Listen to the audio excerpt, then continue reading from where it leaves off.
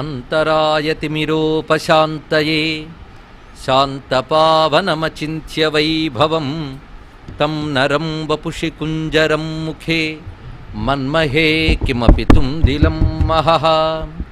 శరణం కరవాణి శర్మదం తే చరణం వాణి చరాచరోపజీవ్యం కరుణామసృణైః కటాక్షపాతైః కురు మాం అంబ కృతార్థసార్థవాహం.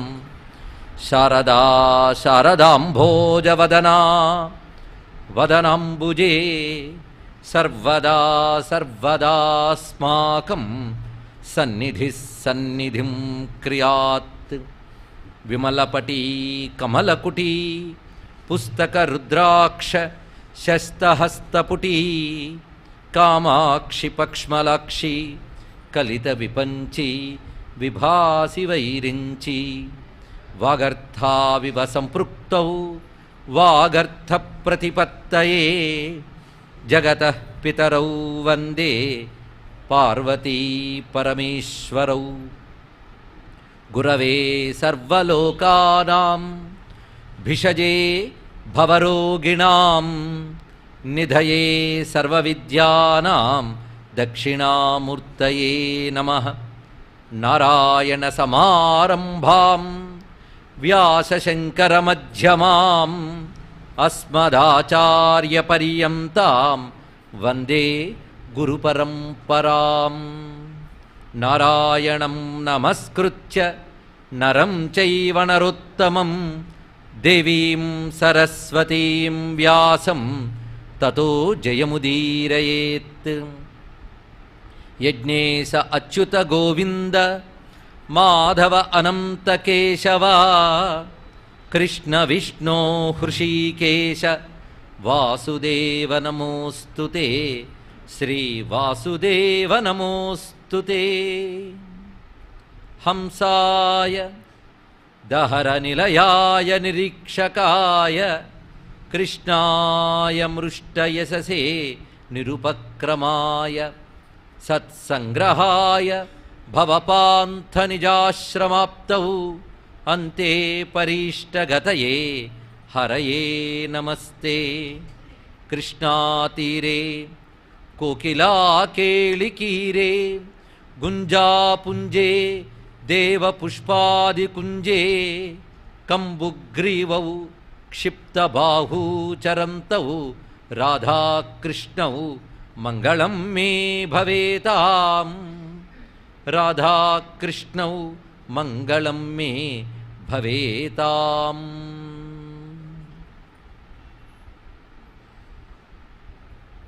శివాయ గురవే నమః. శివాయ గురవే నమః. శివాయ గురవే నమః. శివాయ గురవే నమః. శ్రీ విష్ణురూపాయ నమః శివాయ. శ్రీమాత్రే నమః. శ్రీ రాధాకృష్ణాభ్యాం నమః. శ్రీ రాధాకృష్ణాభ్యాం నమః. శ్రీ రాధాకృష్ణాభ్యాం నమః.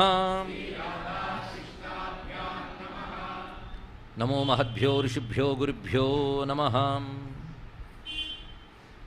జగద్గురు పరంపరకి నమస్కారం చేసుకుంటూ పవిత్రమైన ఈ వేదభవన ప్రాంగణంలో వేద సారస్వరూపమైనటువంటి భాగవతంలోని ఒక సారమైన అధ్యాయాన్ని మనం చెప్పుకోబోతున్నాం. భాగవతం సాక్షాత్ వేదస్వరూపమే అని సుఖయోగీంద్రులే తెలియజేశారు. నిగమకల్పతరోర్ గళితం ఫలం అని స్పష్టంగా చెప్పారు. వేదమనే వృక్షానికి పండిన పండే భాగవతం. ఎప్పుడైనా వృక్షం ఫలం కోసమే, ఇంకా దేనికోసం? ఫలం అంటే ఒక్కటే, రసం. రసమే ఫలం. అది రసము అనగా భగవద్ అనుభవం. ఈ పదం గుర్తుపెట్టుకుంటే తర్వాత ఈ అధ్యాయాలన్నిటికీ పనికొస్తుంది మనకి. రసం అనగా భగవద్ అనుభవం, అనుభవమే ఫలం. అందుకే ఇక్కడ రసశబ్దాన్ని కూడా వాడారు. నిగమకల్పతరుర్గళితం ఫలం సుఖముఖాదమృతద్రవ సంయుతం పిబత భాగవతం రసమాలయం ముహురహో రసికా భువి బాబుకాహ అంటారు వ్యాసమునీంద్రుడు చెప్తూ. ఈ భవ్యమైనటువంటి వేదమనే కల్పవృక్షానికి పండినటువంటి పండు ఇది రసస్వరూపము. సాధారణంగా ఏదైనా పళ్ళల్లో రసభాగం కొంత, పీచు భాగం కొంత ఉంటుంది. కానీ భాగవతంలో వ్యర్థ భాగం ఒక్కటే లేదుట. అందుకే ఫలం అని అంటున్నారు, రసం అని అంటున్నారు, రెండూ అదే. అందుకే ఇది గళితం ఫలం రసం. రసము తప్ప అన్యము లేదు దీంట్లో, అన్య పదార్థము లేదు రసము. ఈ రసం అనే మాట ఉపనిషత్ భాషలో చాలా విశేషంగా రసోవై సహా అని చెప్పబడుతున్నది. బ్రహ్మమే రసము, ఆనంద స్వరూపమే రసము, సచ్చిదానంద రసము. ఆ రసమే ఫలముగా ఉన్నటువంటిది. ఈ ఫలం దేనికి పండింది? వేదమునకు పండింది. అలాంటి వేదము నుంచి పండి దొరుకుతుంది. అయితే వేదం అంటే అందరికీ అందుతుందా అండి? వేద పండితులు, వేదాధ్యయన సంపన్నులు ఉంటే చూసి దండం పెడతాం, కానీ అందరూ అందుకోగలరా? వేదం అంత అందేది కాదు. అది ఎలాంటిది అంటే, ఒక పెద్ద చెట్టు ఉంటే ఎక్కడో కొమ్మల చివరల్లో పళ్ళుంటే చూసి నోరూర్చుకోవడమే తప్ప ఎవరు తీసుకునే వాళ్ళు సాధ్యమవుతుందా? ఆ పండు మనకు అందాలి అంటే ఒక చిన్న ఉపాయం ఉంది. అక్కడికి వెళ్ళి ఎగిరి కూర్చోగలిగిన చిలక కానీ ఆ పండును కొడితే, అది రాలి పడితే అప్పుడు మన భాగ్యం పడినట్లే. అందుకు మనం అందుకోలేని వేదకల్పవృక్షం మీద భాగవత అనే పండుని ఒక చిలక కొట్టింది అన్నాడు. ఆ చిలక సుఖం అన్నాడు ఇక్కడ సుఖమహర్షి. సుఖముఖాత్ అమృతద్రవ సంయుతం. ఆ చిలక కొడితే రాలింది. కొందరు అంటూ ఉంటారు, చిలక కొట్టిన పండు తీయగా ఉందండి అని. కాదు, తీయని పండునే చిలక కొడుతుంది. అది మంచి తీయని పండు కనుక చిలక కొట్టింది కనుక మన చేతికి అందింది, ఇక్కడ రాలి పడింది. ఇక్కడ అలా సుఖయోగింద్రుల వల్ల లభించినటువంటిది అని చెప్తున్నారు. ఈ సుఖము కూడా సామాన్యమైంది కాదు. ఆనంద చంపు అనేటువంటి ఒక సంస్కృత గ్రంథంలో ఈ సుఖం గురించి ఒక మంచి విషయం చెప్పారు. సీతమ్మ మన రాధాదేవి ఒక చిలకని పెంచేది. ఆ చిలకకి మంచి మాటలు చెప్తూ ఎప్పుడు ఒక్క మంత్రం నేర్పిందామె, శ్రీకృష్ణ శ్రీకృష్ణ శ్రీకృష్ణ అని. రాధాదేవి నోట అదే మాట. అది చెప్తూ దానిమ్మ గింజలు తినిపిస్తూ రకరకాల శ్లోకాలు పద్యాలు తనలో ఉన్నటువంటి ఆర్తినంతటిని చిలకతో చెప్పేది.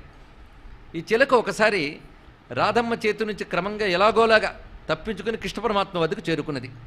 కృష్ణుడు తన తోటి సఖులతో ఆడుకుంటున్నటువంటి చోటుకు చేరుకుంది. ఇక్కడ చేరుకుని ఆ కృష్ణుడు దృష్టి పడేలా తిరిగింది. కృష్ణుడు వెంటనే పట్టుకున్నాడు. ఎందుకంటే రాధమ్మ చేతి చిలుకని కృష్ణుడు తన చేతితో తప్పకుండా పట్టుకుంటాడు. ఆ పట్టుకుని ఆ చిలుకను లాలిస్తూ ఉంటే ఆ చిలుక రకరకాల శ్లోకాలు చెప్తూ ఉన్నది. ఎక్కడ నేర్చుకున్నావి అంటే రాధమ్మ దగ్గర నేర్చుకున్నానని. ఇది రాధమ్మ కృష్ణునిపై చూపించే ప్రేమనంతటి నా శ్లోకాల రూపంలో చిలక అప్పచెప్పింది. అటొక విధంగా రాధా సందేశాన్ని కృష్ణ పరమాత్మకి చెప్పినది. ఆ తర్వాత కృష్ణ పరమాత్మ చేతిలో ఉన్నది. ఆ చిలకను వెతుక్కుంటూ రాధమ్మ చిలకెత్తి వచ్చింది. వచ్చి ఆ చిలకని ఇస్తే తీసుకెళ్ళిపోతాను అన్నది. అప్పుడు కృష్ణుడు చిలకాడు చెప్తున్నాడు, ఇది రాధమ్మ చిలకని ఎవరు చెప్పారు? కృష్ణుడి చేతిలో ఉంది కనుక కృష్ణుడి చిలకే కనుక ఇవ్వబడదు అని అంటూ ఉంటే, ఆ చిలకని నేను ఇప్పుడు చెయ్యి చేస్తే నా దగ్గరికి వాలితే ఇది రాధమ్మదే, నేను తీసుకెళ్ళిపోతా ఉంటుంది. వాలుతుందేమో చూడు అంటే కృష్ణుడి దగ్గరికి వెళ్ళిన చిలక వెనక్కి వస్తుందా? రాలేదు అక్కడికి. ఈ తగువ పడుతుంటే యశోదమ్మ వచ్చింది. ఇక్కడ ఉండని చిలక కృష్ణుడు పడుకున్న తర్వాత నేను నెమ్మదిగా రాధమ్మ దగ్గరికి పంపిస్తానులే అన్నది. ఇక్కడ ఆ చిలక శ్రీ సుఖం అని దానికి పేరు. ఇక్కడ ఈ శ్రీ అనే మాట అర్థం కావాలి అంటే కొంత భాగవత భాష, బృందావన భాష తెలియాలి. ఇక్కడ వ్రజభాష, వ్రజభాషలో శ్రీజీ అంటే రాధాదేవి, శ్రీ సుఖం అంటే రాధమ్మకి సంబంధించిన చిలక ఇది. ఇలాగ రాధమ్మ చేతి నుండి కృష్ణుని వద్దకు వచ్చి, కృష్ణుని చేతి నుంచి రాధమ్మ వద్దకు వచ్చిన ధన్యతను సంపాదించుకున్న ఆ శ్రీ సుఖమే జన్మాంతరాలలో సుఖయోగీంద్రునిగా అది ఆవిర్భవించి భగవద్ అనుభవం అనే బ్రహ్మజ్ఞానాన్ని పొంది తన నోట కృష్ణ కథని పలికింది అని వ్రజభాగవతులు చెప్పుకుంటూ ఉంటారు. ఇది ఎంతవరకు ప్రమాణం అనేది సాహితీవేత్తల చర్చలకు విడిచిపెడదాం. భక్తులకు మాత్రం ఇది చాలా మధురమైనటువంటి అంశం.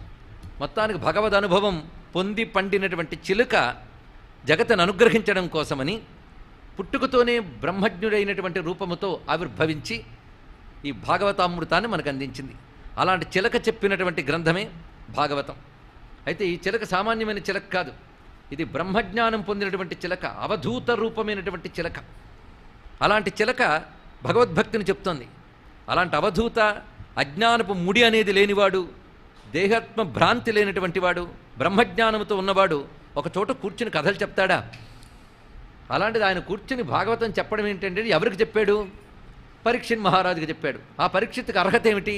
పరమాత్మ తప్ప నాకు అన్యం అక్కర్లేదు అనేది ఆయన అర్హత. అదొక్కటే అర్హత. కూర్చున్నాడు మఠం వేసుకుని, పరమాత్మను పొందడం ఎలాగా అంతే, ఇంకొక విషయం లేదు. అలాంటి తపన ఉన్నవాడు గనకనే భగవానుడు భగవంతునికి భిన్నము కాని వాని చేత భాగవతం చెప్పించాడు. బ్రహ్మవిద్ బ్రహ్మైవ భవతి అన్నట్టు బ్రహ్మత్వ సిద్ధి పొందినటువంటి వాడు బ్రహ్మమునకు అభిన్నుడే. అలాంటి వాడు సుఖయోగింద్రుడు. అలాంటి సుఖయోగింద్రుడు చెప్తున్నాడు, సాధారణంగా బ్రహ్మజ్ఞానం అంటే భక్తికి పైమెట్టు అని చాలామంది అనుకుంటూ ఉంటారు. కానీ పైమెట్టుకు చెందిన భక్తి బ్రహ్మజ్ఞానమేని తెలియాలి. భక్తికి పైమెట్టు బ్రహ్మజ్ఞానం కాదు. భక్తిలో పైమెట్టు ఏదున్నదో ఆ పరాభక్తి బ్రహ్మజ్ఞానానికి భిన్నం కాదు. అదే కృష్ణ పరమాత్మ కపిలగీతలో ఉద్ధవగీతలో కూడా చెప్తాడు భాగవతంలోని. అలాంటి బ్రహ్మానుభవమే, ఆ బ్రహ్మానుభవం కోసం తప్పించడం, అది పొందడం, ఆ అనుభూతిని అంతటినీ కూడా భాగవత రూపంలో అందించారు శుకయోగీంద్రులు. వారికి ఆ విద్యనిచ్చిన వాడెవరు? వ్యాసదేవుడే. మనం ఇక్కడ కూర్చుని శంకర భగవత్పాదుల వారిని నమస్కరించుకున్నా గురువులుగా చెప్పుకోవాల్సిన వాళ్ళు వ్యాసుడు, శుకుడే, ఆ తర్వాతే కదా. కానీ శుకయోగీంద్రుడి నుంచే బ్రహ్మ విద్య శంకరులకు లభించింది. శుకయోగీంద్రుడి నుంచే భాగవత విద్య పరీక్షిత్తుకి క్రమంగా మనందరికీ లభించినది. కనుక భాగవతం పారమహంస్య సంహిత, మోక్ష సంహిత అని చెప్పబడుతోంది కనుక అది కేవలం మోక్షశాస్త్రం. లోకంలో కొన్ని మాటలు మాత్రం వ్యవహారంలో పడిపోతుంటాయి. భాగవతం కథలండి. ఈ వేదాంతాలు అన్నిటికంటే భాగవత కథలు బాగుంటాయని అంటే ఎవరో సరిగ్గా భాగవతం చెప్పలేదని అర్థం. భాగవతం నిజంగా గ్రహిస్తే అంత లోతైన గ్రంథం మరొకటి ఉండదు. రామాయణ భారతాల కంటే లోతైనది భాగవతం. అందుకే ప్రజ్ఞావతాం భాగవతే పరీక్ష అన్నారు. ఎంత పండితుడికైనా భాగవతం దగ్గరే పరీక్ష అన్నారు ఇక్కడ. ఎందుకంటే పాండిత్యంతో ఏదైనా చెప్పచ్చు, కానీ భాగవతం చెప్పడం మహా కష్టం. అందులో ఉన్న పదజాలాలు కానీ శ్లోక రచన కానీ వ్యాసుడు రచించిన ఇతర రచనల కంటే భిన్నంగా ఉంటుంది. దాన్ని బట్టి కొందరు సాహితీవేత్తలు బయలుదేరి ఇది వ్యాసుని రచనేనా అని అనుమానాలు, రీసెర్చ్లు వాళ్ళు చేసుకుంటూ ఉంటారు. అనవసర పనులు చేయడంలో ముందుంటారు కనుక అది అక్కడ పెడితే ఎందుకు భిన్నంగా అనిపిస్తోంది అంటే ఇది 18 పురాణముల కంటే భిన్నముగా రచించాడు వ్యాసుడు. దీనిలో భాష వేరు. పైగా ఇది ఎవరి చేత చెప్పించాడు? శుకయోగీంద్రుడి చేత.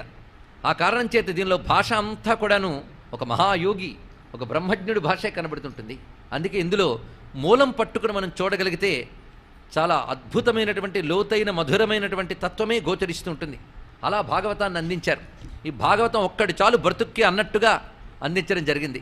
అలాంటి భాగవతం కేవలం పరమాత్మ మాత్రమే కావాలని మోక్షంపై దృష్టి కలిగిన ఒక ముముక్షువు, పరమాత్మ కోసం తప్పించిపోతున్నటువంటి ఒక మహానుభావుడు, అలాంటి వానికి ఉపదేశించాడు బ్రహ్మానుభవం కలిగిన శుకయోగీంద్రుడు. కానీ ఎవరికి చెప్పారనే దాన్ని బట్టి ఆ విద్య యొక్క గౌరవం మనకు తెలుస్తుంది. అలాంటి ఈ భాగవత విజ్ఞానం మొత్తం 12 స్కంధములు. వీటిలో ఒకవైపు భాగవతం కానీ శ్రద్ధగా వింటే తప్పకుండా చిత్తశుద్ధి కలిగి వాడికి భగవానుపై భక్తి పెరిగి, అంటే కొంతైనా భక్తి లేకపోతే భాగవతం వినే అర్హత రాదు. ఉన్న ఆ కొంత భక్తి భగవంతుడి గురించి వింటే, భాగవతం వింటే అది పెరిగి భగవద్ అనుభూతి లభించి అతను ముక్తిని పొందుతాడు అని చెప్పారు కనుక ఇహానికి పరానికి మోక్షానికి కూడా భాగవతం అత్యంత ప్రధాన ఘట్టంగా, ప్రధానమైన గ్రంథంగా అందించారు. అందుకే వ్యాస భగవానుడు వేదములన్నీ వ్యాసం చేసి, పురాణములన్నీ రచించి, భారతాన్ని కూడా రచించి, బ్రహ్మసూత్రాలను అందించిన తర్వాత భాగవతాన్ని అందించారు అని చెప్పినప్పుడు ఇదొక పరమమైన గ్రంథము అని చెప్పడం ఆ కథలో ఉన్నటువంటి తాత్పర్యం. కనుక సర్వ పురాణ సమన్వయం, సర్వ వేదాంతముల యొక్క సామరస్యము, అదేవిధంగా తాను బాదరాయణ బ్రహ్మసూత్రాల్లో చెప్పినటువంటి బ్రహ్మజ్ఞానము అంతా కూడా ఇక్కడ నిబద్ధం చేశాడు. అందుకే భాగవతం ఆది శ్లోకంలోనే బ్రహ్మసూత్రాల్లో మొదటి సూత్రం కనబడుతోంది. జన్మాద్యస్య యతన్వయాదితరతో స్వర్ధేష్వభిజ్ఞస్వరాట్ అని మొదలవుతున్నది. ఇలాగా అనేకమైన రహస్యమైన మార్మికమైనటువంటి అంశములతో భాగవతాన్ని అందించాడు.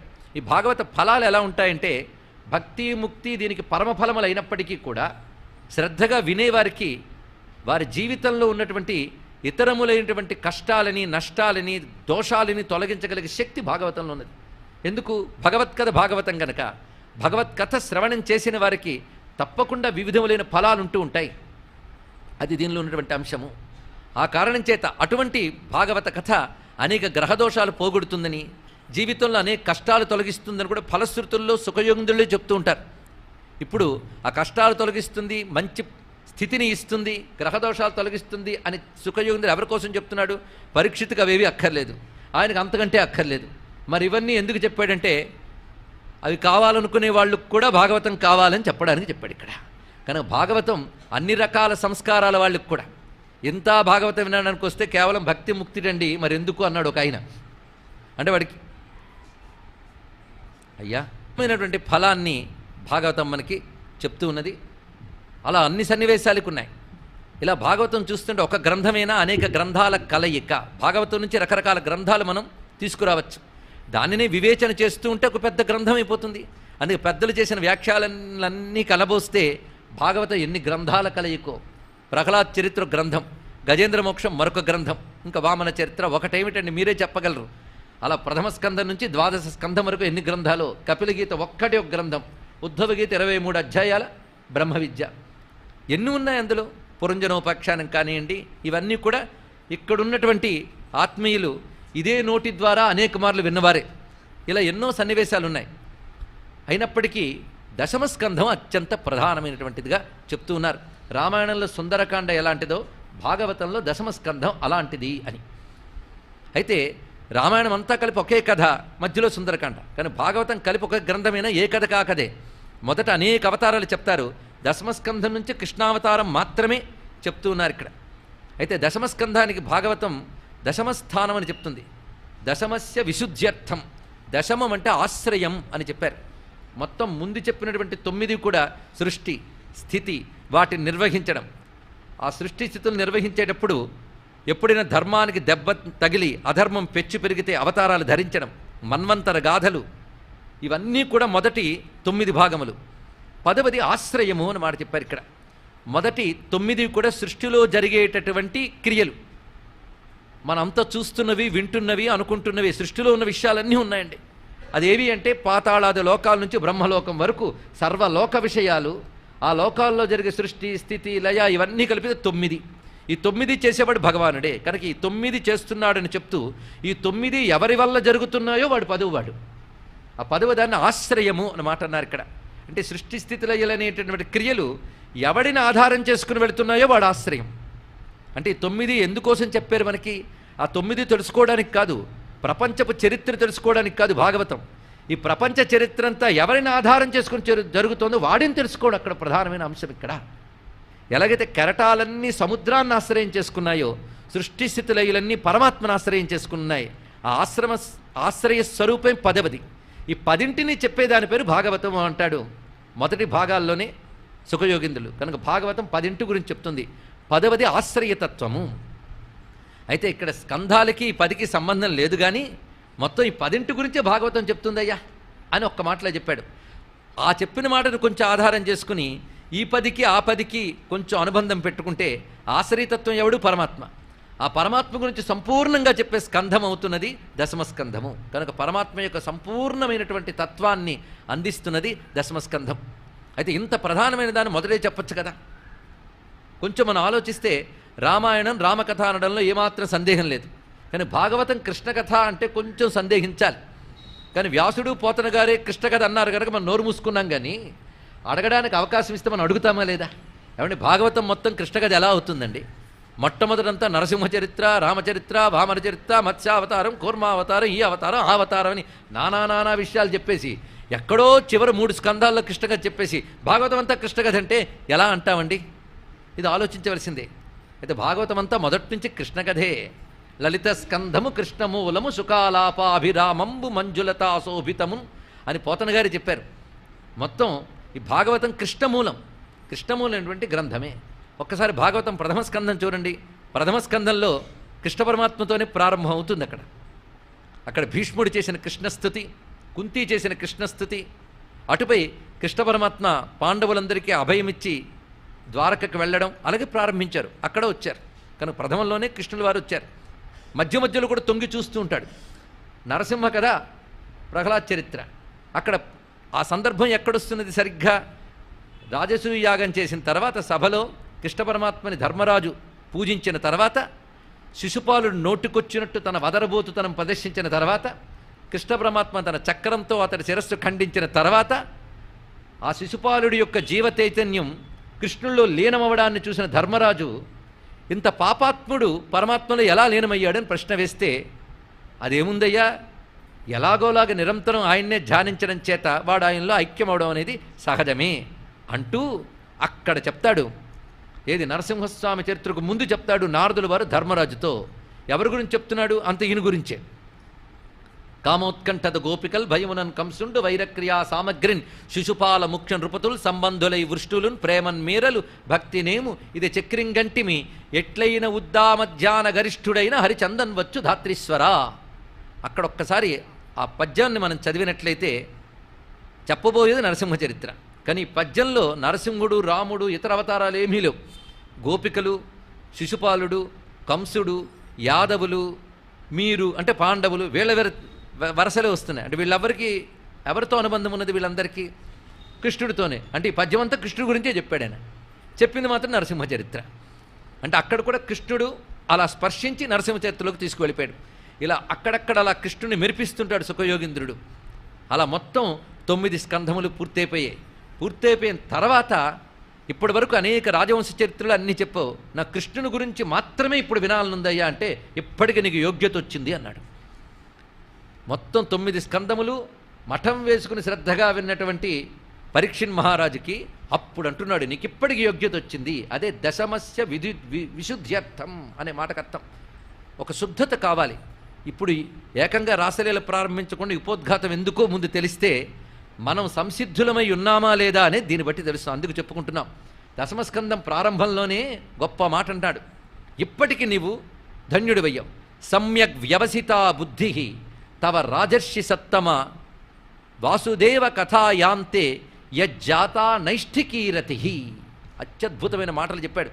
భాగవత భాష వేరండి. అందులో ఒక్కొక్క పదం కొంచెం భాష, కొంచెం సంస్కారం, భక్తి, ఈ 3 లక్షణాలుగాని ఉంటే పులకింపజేస్తుంది శరీరాన్ని. అలాంటి పదాలు ఉంటాయి భాగవతంలో.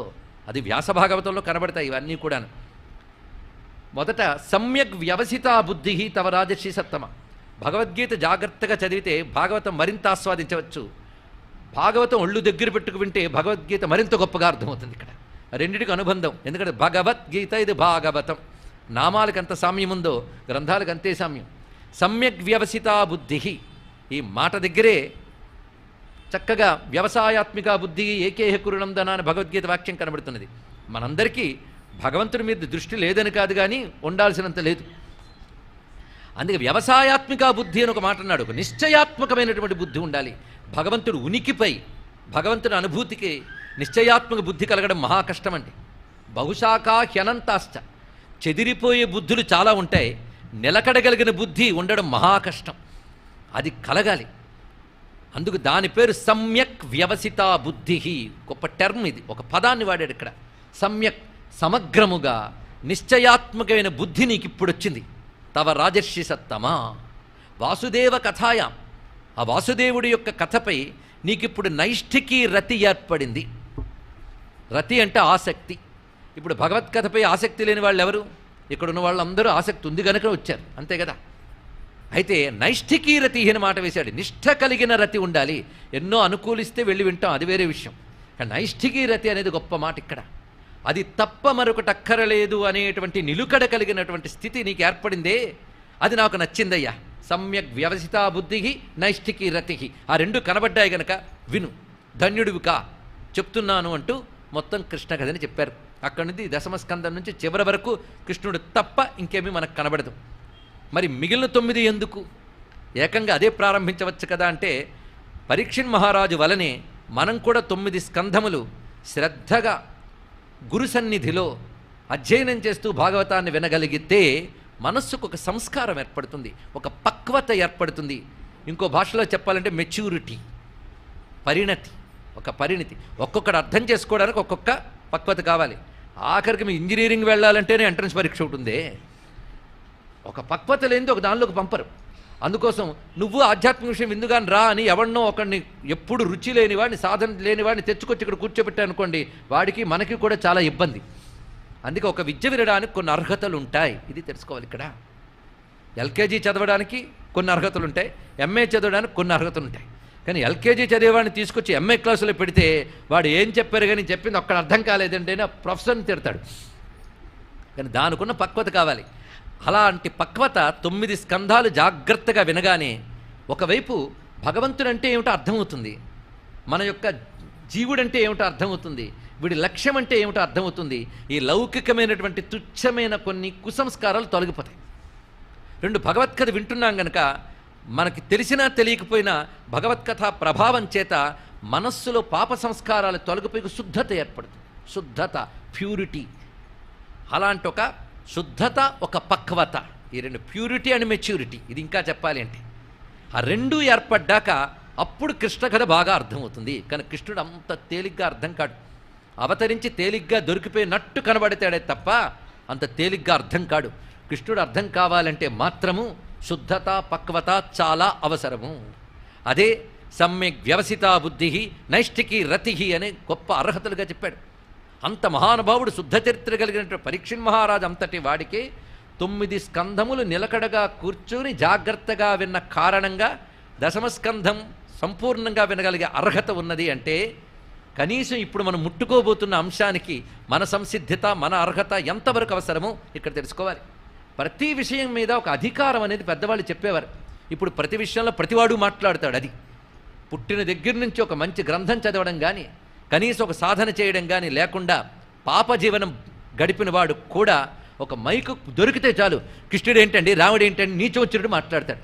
ఒక విషయం గురించి ముట్టుకునేటప్పుడు నీ అర్హత నువ్వు చూసుకోవద్దు, నీ అధికారం నువ్వు చూడవద్దు.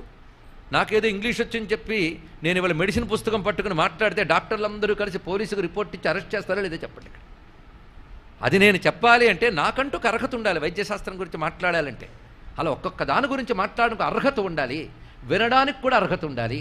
అలా అధికారం అనేది భారతీయ సంస్కృతిలో ప్రతి గ్రంథం ఒక శాస్త్రము. అంతేగాని ఏదో కష్టాల్లో ఉన్నాను కనుక ప్రభువా నన్ను కాపాడమని ఏడిచే పుస్తకం కాదు. తెలుసుకోండి, ఇక్కడ ప్రతిది ఒక శాస్త్రం, ఒక విజ్ఞానం. దానికి చెప్పేవాడికి ఒక అధికారం, వినేవాడికి అధికారం చెప్పారు. అందుకే ప్రతి శాస్త్రానికి అధికార నిర్ణయం అనేది ప్రథమ అంశం. మొదటి మెట్టు అధికార నిర్ణయం, రెండవ మెట్టు అందులో చెప్పేదేమిటి, అధికారికి విషయానికి సంబంధం ఏమిటి, ప్రయోజనం ఏమిటి. ఈ 4 అంశములు శాస్త్రానికి చాలా ప్రధానం. అనుబంధ చతుష్టయం అంటారు దీన్ని. అందులో మొదటిది అధికార నిర్ణయం. అందుకే అథాతో అనే శబ్దము బ్రహ్మసూత్రాలకు చెప్పినట్టే భాగవతానికి అధికారం ఉన్నది. అందులో దశమస్కంధానికి మరింత అర్హత ఉన్నది. అందున రాసపంచాధ్యాయికి మరింత అధికారాన్ని చెప్పారు. ఇది వినాలంటే మాత్రం శుద్ధాంతఃకరణలై ఉండాలి. ఈ మాట నేటివారికి కూడా అర్థమయ్యేటట్టు చెప్పాడు మహానుభావుడు స్వామి వివేకానంద. 1893లోనే చెప్పాడు. ఆయన మొత్తం విదేశాల్లో సంచరిస్తున్నప్పుడు ఆయన స్పృశించని అంశం లేదు. ఏదో షికాగోలో చెప్పిన 6 ఉపన్యాసాల గురించి అందరూ మాట్లాడతారు కానీ ఆ తర్వాత ఆయన మొత్తం అటు అమెరికాలో అటు యూరోప్ దేశంలో పర్యటించేటప్పుడు మన దేశ గ్రంథాలైనటువంటి రామాయణం, భారతం, భాగవతం, ఇటువైపు కర్మమీమాంస, అటు ఉత్తర మీమాంస, యోగ సూత్రాలు, భక్తి సూత్రాలు, ఒకటేమిటంటే అన్నీ చెప్పాడు మహానుభావుడు వివిధ వేదికల మీద. అందులో భాగవతం గురించి మాట్లాడినటువంటి ప్రవచనాలు చాలా విశేషంగా ఉంటాయి. అందులో ఆయన ఆంగ్లంలో చెప్పిందా నేను తెలుగులో చెప్తూ ఉన్నాం. ఇక్కడ గొప్ప మాట చెప్పాడు. గోపికల గురించి కృష్ణుడి గురించి తెలుసుకునే ప్రయత్నం చిత్తశుద్ధితో మీరెవరూ చెయ్యలేదు. పైపైన చూసి కేవలం ఒక కుత్సితమైన సంస్కారంతో దర్శించి నోటికొచ్చినట్టు మీరు మాట్లాడారు. కానీ కేవలం సృష్టిలో కనబడేటువంటి కాసులు, ఇంద్రియ సుఖాలు ఇవి మాత్రమే పరమార్థమనుకుని తిరిగే వారికి పురుగులులా జీవించేవారని పేరు. ఈ పురుగుల్లా జీవించే వారికి పవిత్రమైన గోపికా ప్రేమ అర్థం కాదు. ఇది వివేకానంద యొక్క భాష. అందుకు ముందు మీరు గోపిక గురించి కృష్ణుని గురించి మాట్లాడాలంటే first make your selves pure అని చెప్పాడు. ముందు మిమ్మల్ని మీరు పవిత్రులుగా మార్చుకోండి, అప్పుడు మీరు కృష్ణుడి గురించి గోపిక గురించి మాట్లాడండి అని చెప్పాడు. ఎందుకంటే ఈ భవ్యమైనటువంటి గోపికా కృష్ణానుబంధమే మొత్తం దశమస్కంధంలో రాసపంచాధ్యాయ రూపంలో మనకు లభిస్తున్నది. దశమస్కంధంలో ఇది 29వ అధ్యాయం నుంచి 33వ అధ్యాయం వరకు 5 అధ్యాయాల్లో చెప్పబడుతున్నది. దీనికి రాసపంచాధ్యాయి అని పేరు. దీనికి ఎంత మహిమ ఉన్నదంటే దీని గురించి చెప్పినవాడు ఒక మహాసన్యాసి, దేహాత్మ భ్రాంతి లేనివాడు, అంటే కామాది వికారములు లేనివాడు. కామాది వికారాల ప్రశ్నే లేకుండా మోక్ష పురుషార్థమే లక్ష్యముగా కూర్చున్నవాడు శ్రోత. కానీ ఎవరితో చెప్తున్నారనేది ముందు తెలుసుకుంటే వాళ్ళిద్దరూ మాట్లాడుకునే మాటలు దేనికి సంబంధించి ఉంటాయో ముందు తెలియవచ్చు. అందుకే వీరికి చెప్పారనేది ఎందుకు చెప్తారు మన శాస్త్రంలో అనేది ఆలోచిస్తే దాన్ని బట్టి విషయం యొక్క గాంభీర్యం మనకు తెలుస్తుంది. ఇక్కడ ఆ విషయం ఎలాంటి వాళ్ళు ముట్టుకున్నారు అని తెలిస్తే మనం ముట్టుకోవడానికి ముందు ఆలోచిస్తాం. అది ఇక్కడ. అదేవిధంగా తర్వాత వ్యాఖ్యాతుల గురించి మాట్లాడితే భాగవతానికి వ్యాఖ్యాతులు చాలామంది ఉన్నారు. ఎందరున్నప్పటికీ మనం శ్రీధరీయ భాష్యాన్ని ప్రమాణంగా తీసుకుంటాం. ఆయన కూడా రాసపంచాధ్యాయ గురించి చెప్పేటప్పుడు చాలా రమ్యమైన అత్యద్భుతమైన భావాల్ని ఆవిష్కరించారు. తర్వాత రాసపంచాధ్యాయ గురించి సశాస్త్రీయంగా కేవలం పాండిత్యంతో మాత్రమే కాకుండా అనుష్ఠానంతో, ఉపాసనతో, అద్వైత జ్ఞానంతో ఉపన్యసించిన మహానుభావులు చాలామంది ఉన్నారు. వాళ్ళవన్నీ కూడా గ్రంథాల రూపంలో లభిస్తున్నాయి. కొన్ని సంస్కృత భాషలో, కొన్ని హిందీ భాషలో ఉన్నాయి. వీళ్ళందరూ కూడా భగవద్ అనుభవం పొందినటువంటి వాళ్ళు. అందులో డోంగ్రే మహాశైలు ఒకరు, భాగవతంలో హిందీలో చెప్పిన వారిలో అద్వైత నిష్ట కలిగిన జ్ఞాని. అదేవిధంగా అఖండానంద సరస్వతి మహారాజ్ మొత్తం ఉపనిషత్తత్వము ప్రస్థానత్రయము అంతా కూడా అవపోసన పట్టినటువంటి అద్వైత జ్ఞాని ఆయన. మరొక మహానుభావులు ధర్మ సమ్రాట్ అని మనందరం కీర్తించేటువంటి కరపాత్రి స్వామి వారు. వాళ్ళ పేర్లు తలంచుకుంటేనే ఒళ్ళు పులికిస్తుందండి. మన యొక్క మహాయోగుల చరిత్రే కొన్ని రోజులు చెప్పుకోవచ్చు, అంత ఉంటుంది మన దేశంలో. కరపాత్రి స్వామివారు ఆ మహానుభావుడు అద్వైత నిష్ఠా గరిష్ఠుడు, సామాన్యుడు కాదు. ధర్మ సమ్రాట్, కాశీలోనే సిద్ధి పొందినటువంటి వారు. కాశీలో కేదార్ ఘాట్లో గోపాలకృష్ణ మంత్రాన్ని జపం చేసి గోపాలకృష్ణ దర్శనం పొందినటువంటి మహానుభావుడు. ఆయన భాగవతంపై అనేక ఉపన్యాసాలు ఇచ్చారు, ఎక్కువగా హిందీ భాషలో సంస్కృతంలో ఆయన చెప్పినవి. అందులో ఆయన చీరాపహరణము, అదేవిధంగా వేణుగీతము, రాసపంచాధ్యాయి, వీటిపై చాలా విశేషమైనటువంటి వ్యాఖ్యానాన్ని ఇచ్చారు. ఇప్పుడు చెప్పిన వాళ్ళందరూ కూడా అద్వైత నిష్ఠ కలిగినటువంటి తత్వజ్ఞులను మర్చిపోవద్దు, అది చెప్పడం ఇక్కడ. అంటే అద్వైత జ్ఞానానికి రాసపంచాధ్యాయునికి విరోధమేమీ లేదు, రెండిటికి ఒక సమన్వయం ఉందని చెప్పడానికే మన సుఖయోగిందుల తర్వాత ఆ స్థాయికి చెందిన వాళ్ళనే ఇప్పటి వరకు మనం ప్రస్తావన చేసుకున్నాం. మరొక మహాత్ముడు ఉన్నాడు. ఆయన తెలుగువారు, సంస్కృతంలో అత్యద్భుతమైన గ్రంథం రచించినటువంటి వారు నారాయణ తీర్థుల వారు. ఆయన సన్యాసే, శంకర సంప్రదాయానికి చెందినటువంటి సన్యాసి. ఆయన కాశీక్షేత్రంలో కృష్ణలీలా తరంగాల్ని గానం చేశారు. ఆ మహానుభావుడు మనకు చేసిన మహోపకారం ఏమిటి? ఏదో కృష్ణలీలా తరంగం అంటే తరంగాలు పాడుకోవడమే అందరికీ తెలుసు, కానీ ఆయన ఒక పెద్ద కృష్ణ కథా వ్యాఖ్యాత. ఆ దృష్టితో పరిశీలించాలి. అలా పరిశీలించి కృష్ణలీలా తరంగడి గురించి మాట్లాడదామనుకుంటే నాబోటిగాడికే సంవత్సరం పట్టింది. సంవత్సరం పాటు కృష్ణలీలా తరంగడిపై ప్రవచనం చేయవలసిన భాగ్యం నాకు లభించింది. చాలామంది విని ఉంటారు అందులో. ఆ మహానుభావుడు అందులో ఒక్కొక్క లీలకి ఒక్కొక్క ఉపనిషత్తుతో సమన్వయం చేశాడు ఆయన. ఆయనకు ఆ దర్శనం ఇచ్చాడు పరమాత్మ, సామాన్యం కాదు. ఆయనకి రాసపంచాధ్యాయం వచ్చేటప్పటికల్లా ఆయన రాసలీలా అధ్యాయాలు సుమారు 2-3 రాశాడు ఆయన. తాదాత్మ్యం చెందిపోయాడు ఆయన. అందులో రకరకాల ఉపనిషద్ వాక్యాల్ని మేళవించి చూపించాడు. ఇతను కూడా ఇందాక చెప్పినటువంటి కోవకు చెందినవాడే. వీళ్ళందరూ కూడా అద్వైత నిష్ఠ కలిగినటువంటి వారే. అందుకే సుఖయోగిందుడు భాగవతం చెప్పడంతోనే జ్ఞానానికి భక్తికి ఏమి విరోధము లేదు అని అక్కడే తేల్చేశాడు వ్యాస భగవానుడు. దాన్ని తీసుకొచ్చి వీళ్ళందరూ తిరిగి రుజువు చేశారు. అదే జ్ఞాన వైరాగ్యయుత భక్తే భాగవతం చెప్తున్నది. జ్ఞాన వైరాగ్యయుతమైన భక్తిలో ఒకటే లక్షణం ఉంటుంది, భగవంతుడు తప్ప అన్యం ఉండదు. భగవంతుడు తప్ప అన్యం లేనప్పుడు మన ప్రీతిభావం ఎవరి మీద ఉన్నట్లు? దాని పేరు భక్తి అయ్యా అన్నాడు, మరొకటి కాదు ఇక్కడ. అందుకే మహానుభావులు శ్రీ శ్రీ శ్రీ చంద్రశేఖరేంద్ర సరస్వతి స్వామివారు జ్ఞానభక్తి ఎలా ఉంటుందంటే ఒకే మాట చెప్పారు, అద్వైత భక్తి జ్ఞానభక్తి కేవల ప్రేమస్వరూపముగా ఉంటుంది అన్నారు. చాలా గొప్ప మాట చెప్పారు. ఆయనొక చెప్పడానికి ఏమున్నది? ఇందాక చెప్పిన సుఖయోగింద్రుని వంటి వారే ఆ మహానుభావులు. ఆయన చెప్పిన మాటను మనం ఒక్కసారి స్మరణ చేసుకుంటే జ్ఞానభక్తి కేవల ప్రేమస్వరూపము అన్నారు. ఆ ప్రేమస్వరూప భక్తి గోపికల వద్ద కనబడుతున్నది. అయితే వాళ్ళు జీవాత్మ, పరమాత్మ, అహం బ్రహ్మాస్మి, తత్వమసి అని మనం అనుకున్న పడికట్టు పదాలు వాడకపోవచ్చు, ఆ టెర్మినాలజీ వాడకపోవచ్చు. మనం శాస్త్రపు టెర్మినాలజీ బోల్డ్ మాట్లాడతాం, అనుభూతి మాత్రం శూన్యం. ఎందుకండి అది ఆ పాండిత్యం? ఎవరి పాండిత్యమేమి నడుచురా ఎనుకులాబ్ధి చంద్ర అన్నాడు మా త్యాగయ్య. అందుకు అవే కావలసింది ఇక్కడ. ఆ పదజాలం వాడకుండానే బ్రహ్మానుభవాన్ని చెప్పినటువంటి పరమ ప్రేమస్వరూపులు మహానుభావులు గోపికలు. మొత్తం ఉద్ధవ గీత అంతా ఒళ్ళు దగ్గర పెట్టుకు చదివితే అందులో బోల్డని జ్ఞానములు భక్తి అని చెప్పాడు. అలాంటి కృష్ణ పరమాత్మ తన మొత్తం అవతారంలో తనకిష్టమైన వారెవరు అనేది ఉద్ధవుడు అడగపోయినా చెప్పేశాడు. ఎవరయ్యా అంటే గోపికలు అన్నాడు. ఆయన మార్కు వేసి ఇంక మన సందేహం ఉన్నది ఇక్కడ. అంతేకాదు నారదుల వారు ఉన్నారు. ఆయన బ్రహ్మజ్ఞాని కాడు అన్నవాడు ఎంత పాపాత్ముడో చెప్పక్కర్లేదు. ఆయన నారద భక్తి సూత్రాల్లో అనేక రకాల భక్తుల గురించి చెప్పారు. ఒక్కొక్క భక్తులకి ఉదాహరణలు ఎవరెవరో కూడా చెప్పారు. కానీ తానిచ్చిన నిర్వచనం ఒకటి ఉన్నది, సాత్వస్మిన్ పరమ ప్రేమ రూప ఒకచోట, తద్విస్మరణే పరమ వ్యాకులత అని ఒకచోట. దానికి ఉదాహరణ అనగానే యథా వ్రజగోపికానాం అని వాళ్ళని ప్రధానంగా చెప్పుకున్నాడు. అందుకే నారదాది మహాత్ములు కూడా ఆ గోపికలకు ముందు నమస్కారం చేశారు. ఆ గోపికా భక్తి పండినటువంటి ఘట్టమే రాసలీల అని చెప్పబడుతున్నది. అయితే రాసలీల 33వ అధ్యాయంలో ఉన్నది. దానికి పూర్వ రంగము మిగిలిన 4 అధ్యాయాలు. అంటే రాసలీలలో ప్రవేశించడానికి గోపికలకు పూర్ణ అర్హత ఏర్పరిచింది 4 అధ్యాయాలు. అయితే ఈ 4 అధ్యాయాల్లో మొదటి అధ్యాయంలో ప్రవేశించడానికి వెనకాల గోపికలకు చాలా తపస్సు పరీక్ష జరిగాయి. అవన్నీ అయితే కానీ అక్కడ దాకా రాలేదు. ఈ 5 అధ్యాయాల్ని ఒకవైపు కేవల భక్తితో పరిశీలించినటువంటి వాళ్ళు చాలామంది ఉన్నారు. అలాంటి వాళ్ళు కృష్ణ భక్తులైన గోస్వాములు.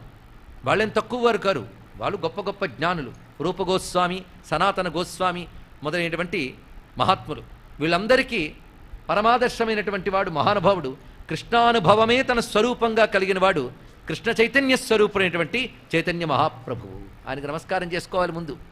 చేతోదర్పణమార్జనం భవమహాదావాగ్ని నిర్వాపణం శ్రేయ కైరవ చంద్రికా వితరణం విద్యావధూ జీవనం ఆనందాంబుదివర్ధనం ప్రతిపదం పూర్ణామృత ఆస్వాదనం సర్వాత్మస్నపనం పరం విజయతే శ్రీకృష్ణ సంకీర్తనం అంటూ మహానుభావుడు చెప్పినటువంటిది.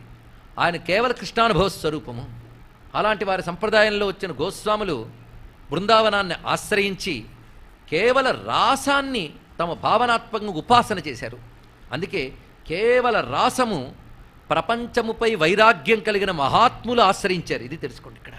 అందుకని ప్రాపంచిక కామ వికారములన్నీ విడిచిపెట్టిన మహాత్ములు ఎవరున్నారో వాళ్ళు రాసాన్ని ఉపాసించారు. ఇంకా పంచాధ్యాయులకు ప్రవేశించకుండా ఇంత ఎందుకు చెప్తున్నామంటే ముందు ఆ గుమ్మంలోకి వెళ్ళడానికి అర్హత సంపాదించుకోవడానికి ఇవన్నీ మాట్లాడుతున్నామండి. ఆ శుద్ధత కావాలి. వీళ్ళందరినీ స్మరిస్తే చిత్తానికి కనీసం వాళ్ళ అనుగ్రహం వల్ల శుద్ధత వస్తే ఇవి వినడానికి అర్హత ఏర్పడుతుంది. అలాంటి ఆ రాసము ప్రధానమని తెలిసి రాసము తప్ప అన్యమన్నీ విడిచిపెట్టి ఆ రాసానుభవానికై తప్పించిపోయి మనం ఏవైతే గొప్ప గొప్ప సుఖములు అనుకుంటున్నామో వాటిని గడ్డి పరక్కంటే హీనంగా పారవేసి బృందావనాన్ని ఆశ్రయించి అద్భుతమైనటువంటి ప్రేమ సమాధిని పొంది భగవదనుభవంతో తాదాత్మ్యం చెంది కృష్ణరాసంలో ప్రవేశించిన మహాత్ములు ఎందరందరూ కనబడతారు. వీళ్ళు మంత్రాలు, తంత్రాలు, జపాలు, కర్మలు, వాటికి చర్చలు, కోపాలు, తాపాలు, పాండిత్యాలు, వాదాలు, వీటన్నిటికి అతీతులు వాళ్ళు. అది ఆ శుద్ధమైన భక్తి రావాలండి. అది వస్తే ఇంకివన్నీ వీటి అవసరమే ఉన్నది ఇక్కడ. అది అర్థం కావడమే మహాకృష్ణం, శుద్ధ ప్రేమ. ఆ ఫీల్ తెలియాలంటే అయితే రామకృష్ణ పరమహంస అయినా కావాలి, లేదా వివేకానంద అయినా కావాలి. అలాంటి వాళ్ళకి తెలుస్తుంది. తన భార్యలో కూడా జగన్మాతను చూడగలిగే రామకృష్ణ పరమహంస రాస అనే మాట వింటేనే సమాధి స్థితిని పొందేవాడు. గోపి అనే మాట వింటేనే దివ్య సమాధికి వెళ్ళిపోయేవాడు. వివేకానంద గోపికా గీతలు గానం చేస్తూ ఉంటే రామకృష్ణ పరమహంస పరవశించి సమాధి స్థితిని పొందేవాట. ఆ గోపికా గీతలు రాసపంచాధ్యాయులో ఒకటి తెలుసుకోండి. ఒక అధ్యాయం అంతా గోపికా గీతలే. అలాగా అలాంటి ఆరూఢ స్థితిలో ఉన్నవారు కూడా తన్మయులవుతున్నారు. ఎందుకంటే ఆరూఢ స్థితిలో ఉన్నటువంటి సుఖయోగింద్రులు పట్టుకున్నారు కదా. అంటే మనకే కాదు, శౌనకాది మహాములకే సందేహం కలిగింది. కలుగో మాట అన్నారు, అయ్యా ఆరూఢ స్థితిలో ఉన్నవారికి వీడు నావాడు వీడు పైవాడనే భావం ఉండదు, శారీరక స్పృహ ఉండదు. అటువంటిప్పుడు వాడు భగవంతుడిని పూజించవలసిన అవసరమూ లేదు. భగవద్ అనుభవమే తానే భగవంతుడికి అభిన్నుడైపోయినటువంటి వాడు. వాడికి అసలు ఇంకోడికి చెప్పవలసిన అవసరం ఏముందయ్యా? అవధూత కదా. ఆయన భగవద్ గుణకీర్తన చేసే భాగవతం ఎలా చెప్పాడు? అందులో ఒక చోట కూర్చుని ఒకటితో ఎలా చెప్పాడు అంటే, నిజమేనయ్యా నువ్వు చెప్పినట్టు అవధూతలు ఒక చోట కూర్చుని చెప్పరు, అయినా చెప్పారంటది పరీక్షిత్తు భాగ్యం అన్నారు. ఒకటే మాట.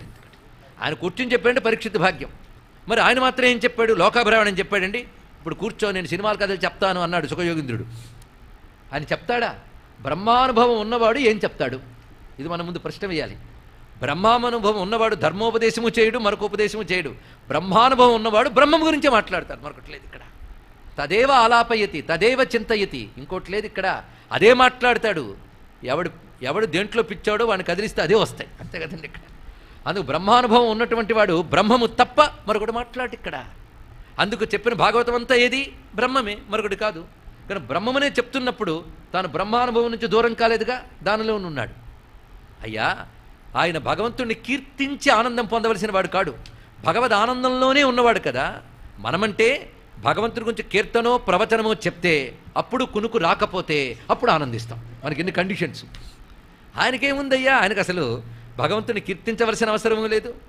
అయ్యో పాపం నుంచి బయటపడాలి కనుక భగవంతుని కీర్తించాలి, భగవద్ అనుభవం అందట్లేదు కనుక భగవంతుడి గురించి వినాలి. ఇవన్నీ మన కండిషన్స్. ఆయనకు అవేవీ లేవే, నిరంతర భగవద్ అనుభవంలో ఉన్నాడే. మరి ఆయన ఎందుకు కీర్తించాడు? ఆయన ఆత్మారాముడు కదా, తనలో తానే ఆనందించేవాడు. అంటే భగవద్ అనుభవం బయట ఎక్కడ ఉందని కాకుండా తానే భగవంతుడికి అభిన్నుడు అనేటువంటి స్థితిలో ఉన్నవాడు కదా. పైగా అన్ని మానసిక వికారములు అణిగిపోయినవాడు కదా, గ్రంథిభేదనము జరిగినవాడు కదా అన్నారు ఇక్కడ. గ్రంథిభేదనము అంటే అవిద్యా గ్రంథి చిట్లిపోయినటువంటి వాడు కదా. అలాంటి మహానుభావుడు ఆయన ఎందుకయ్యా కూర్చుని చెప్పాడు అంటే, ఏం చేస్తామయ్యా, విష్ణువు అలాంటి వాడు అన్నాడు. ఒకటే మాట, విష్ణువు అలాంటి వాడు. ఆయన వైరాగ్యులకు కూడా రక్తి పుట్టించగలడు ఆ మహానుభావుడు. ఏది అక్కర్లేదనుకునేవాడు కూడా కావాలనుకునేవాడు విష్ణువు. ఇది చూడండి, విరక్తులకు కూడా రక్తి పుట్టించే విష్ణువు. ఒక్క అందమైన మాట చెప్పాడు, ఆత్మారామాశ్చ మునయో నిర్గ్రంథ అపి. ఇది ఎందుకు చెప్పామో గుర్తుపెట్టుకోండి. దీనికి రాసపంచాధ్యాయికి అనుబంధం ఉన్నది. విషయానికి దూరంగా ఒక్క విషయం వెళ్ళదని వినయంగా ఇక్కడ విన్నవించుకుంటూ చెప్తున్నాం. ఇక్కడ ఆత్మారామాశ్చ మునయ. ఇక్కడ అందరికి ఒక్క మనవేంటంటే, మొత్తం 5 అధ్యాయాలు ఉన్న 7 పూటలు నేను సంస్కృత మూలాన్ని మాత్రమే చెప్పదలుచుకున్నాను. దయచేసి అన్యదా భావించకండి. కొందరికి సంస్కృతం పేరు చెప్తే, ఆ శ్లోకాలు చెప్తే వెంటనే ఏ భావాలు కలుగుతాయి. నాకు మాత్రం అసలు పలుకు అక్కడే ఉందనిపిస్తుంది. అయితే మహానుభావుడు భాగవతోత్తముడైన పోతన గారు వారి పాదాలను నేను ఎప్పుడూ తలపై వాల్చి నమస్కరిస్తాను కనుక తప్పకుండా అవి కూడా మనం ఎడనెడా చెప్పుకుందాం. కానీ ప్రధానంగా ఇది. అందుకే ఆత్మారామాష్టమునయో నిర్గ్రంథావప్యురుక్రమే కుర్వంతి అహైతుకీం భక్తిం ఇత్థం భూతగుణో హరి. ఒక మాట చెప్పాడు, ఆత్మారాములైన మునులు. ఇందాక చెప్పిన మాటలు, మునులు అంటే మానసిక వికారములు లేనివారు. వాళ్ళు మునులు. వాళ్ళ మనస్సులో మరొక అల కదలదండి. ఏ అల కదలదు. మన కామ్గా కూర్చుంటే ఎన్ని అలలో, ఈ అలలు లేని కొలనులాగా వాళ్ళ మనస్సు ఉంటుంది కదా. మౌనాత్ముని. మౌనం అంటే మనోవికారములు లేని స్థితి మౌనము. అందులో పొద్దుటి నుంచి నోరు కట్టు కూర్చున్నాను కాదు ఇక్కడ. అలాంటి మౌనమే స్వభావముగా కలవారిని ముని అంటారు. ఆత్మారామాశ్చ మునయ నిర్గ్రంథా అంటే ఏ ముడులు లేని వారు. భిద్యతే హృదయ గ్రంథికి ఛిద్యంతే సర్వసంశయా అనేదైతే ఉపనిషత్తు చెప్తోందో అది వాక్యం కనుక, హృదయ గ్రంథి అయినటువంటి అవిద్య తొలగినటువంటి వాళ్ళు కూడా కుర్వంతి. వాళ్ళు కూడా విష్ణు భక్తిని ఆశ్రయిస్తున్నారు, విష్ణు భక్తులై ఉన్నారు. అయితే ఆ భక్తి పేరు అహైతుకి, నెపము లేని భక్తి వాళ్ళది అన్నారు ఇక్కడ. నెపము లేని భక్తి. అంత భక్తి ఆయన మీద ఎందుకు పెట్టుకున్నారంటే, ఇత్థం భూతగుణో హరిహి. ఆ నారాయణుడు అలాంటి వాడయ్యా. ఆయన దివ్యగుణములు నిర్గుణులైనటువంటి యోగులకు కూడా గానం చేయాలనిపించేటంత మధురంగా ఉంటాయి అని మాటని చెప్పారు. ఆ అపి శబ్దం గుర్తుపెట్టుకోండి. ఆత్మారామశ్చ మునయో నిర్గ్రంథాహ అపి. ఆ మాట అక్కడ అలా గుర్తుపెట్టుకోండి చాలా. అపి తర్వాత దానికి మనకు వస్తుంది ఇక్కడ. అలాంటి మహానుభావులు. దీన్ని మా పోతన గారు ఎంత అందంగా చెప్తారంటే, ధీరులు నిరపేక్షులు ఆత్మారాములునైన మునులు హరిభజనము నిష్కారణమసేయుదు. నారాయణుడు అట్టివాడు నవ్య చరిత్ర. అసలు సంస్కృతంలోని స్పిరిట్, ఆ శక్తిని ఎంత అందంగా తెలుగులో దించారు మా పోతన గారు. ఎందుకంటే వ్యాసుడితో తాదాత్మ్యం చెందిపోయి సుకనితో తన్మయుడైపోయి పోతన గారు అంత అందంగా అందించారు ఇక్కడ. ఆ నారాయణుడు అట్టివాడు అనడంలో ఉందండి అంత అందం. అది వ్యాఖ్యానానికి అందదు, అనుభవించాల్సిందే అంతే. అనుభవం రాలేదు, కర్మ అనుకోవాల్సిందే. మరి ఏం చేస్తాం ఇక్కడ. అంత అందంగా ఇచ్చాడు మహానుభావుడు ఇక్కడ. అది అలాగా చెప్పినటువంటి ముడులు తెగిన వారు కూడా భగవంతుడితో ముడి పెట్టుకుంటున్నారు. అసలు వాళ్ళ ముడి ఆయనతోనే. అది ముడి కాని ముడి, అది బంధం కాదుగా, అదే మోక్షం, ఆ స్థితి. అలాంటి సుఖయోగీంద్రులు ఈ రాసపంచాధ్యాయి వచ్చేటప్పటికల్లా ఆయన తాదాత్మ్యం బాగా కనిపిస్తుంది. ఈ రాసపంచాధ్యాయికి ఫలలీల అని పేరు. కృష్ణుడు అనేక లీలలు ఉన్నాయి. మొత్తం ఒక్కొక్క లీలకి ఒక్కొక్క పరమార్థం ఉన్నది. శంకర భగవత్పాదుల వారైతే ఈ లీలల్ని వ్యాఖ్యానిస్తూ ప్రబోధ సుధాకరంలో ఒకటే మాట అంటారు. ఉపనిషత్తుల్లో ఏదైతే భగవత్తత్వం చెప్పబడుతోందో, బ్రహ్మతత్వం, అది తీసుకొచ్చి బృందావనంలో చూపించినదే కృష్ణలీల అన్నారు. ఒకటే మాట. అంటే కృష్ణుడు బృందావనం, ఆ సంస్కారం ఉన్న వాళ్ళకి కృష్ణలీల అంత మధురంగా ఉంటాయి. ఉపనిషత్తులు తెలియకపోయినా లీలలతో తాదాత్మ్యం చెందితే ఉపనిషత్ తత్వం అందుకున్నవాడు దేన్ని పొందుతాడో కృష్ణలీల ఆసక్తుడు అదే పొందుతాడు. ఈ రహస్యం మా లీలాసుకుడికి తెలుసు. అందుకే ఉపనిషదర్థం ఉలూఖలే నిబద్ధం అన్నాడు ఇక్కడ. ఉపాసత మాత్మవిద పురాణ పరం పుమాంసం నిహితం గుహాయాం వయం యశోదా శిశుబాలలీలా కథాసుధా సింధుషు లీలయామహ అన్నాడు మహానుభావుడు. అయ్యా మీరందరూ చాలా గొప్పవాళ్ళు, పరం పుమాంసం నిహితం గుహాయాం అంటూ హృదయంలో ఉన్న పరమాత్మని ధ్యానిస్తారు. సంతోషం. మీరు అన్నీ విడిచిపెట్టి నిర్గుణమైనటువంటి ఆ తత్వాన్ని, ఉపనిషత్ తత్వాన్ని గుండెలో పెట్టుకుని ఏ ఆనందాన్ని అనుభవిస్తున్నారో అదే ఆనందాన్ని యశోదమ్మ చేత రోటికి కట్టబడ్డ కృష్ణుడి లీలల్లో తన్మయులమే మేము అనుభవిస్తున్నాం అన్నాడు ఇక్కడ.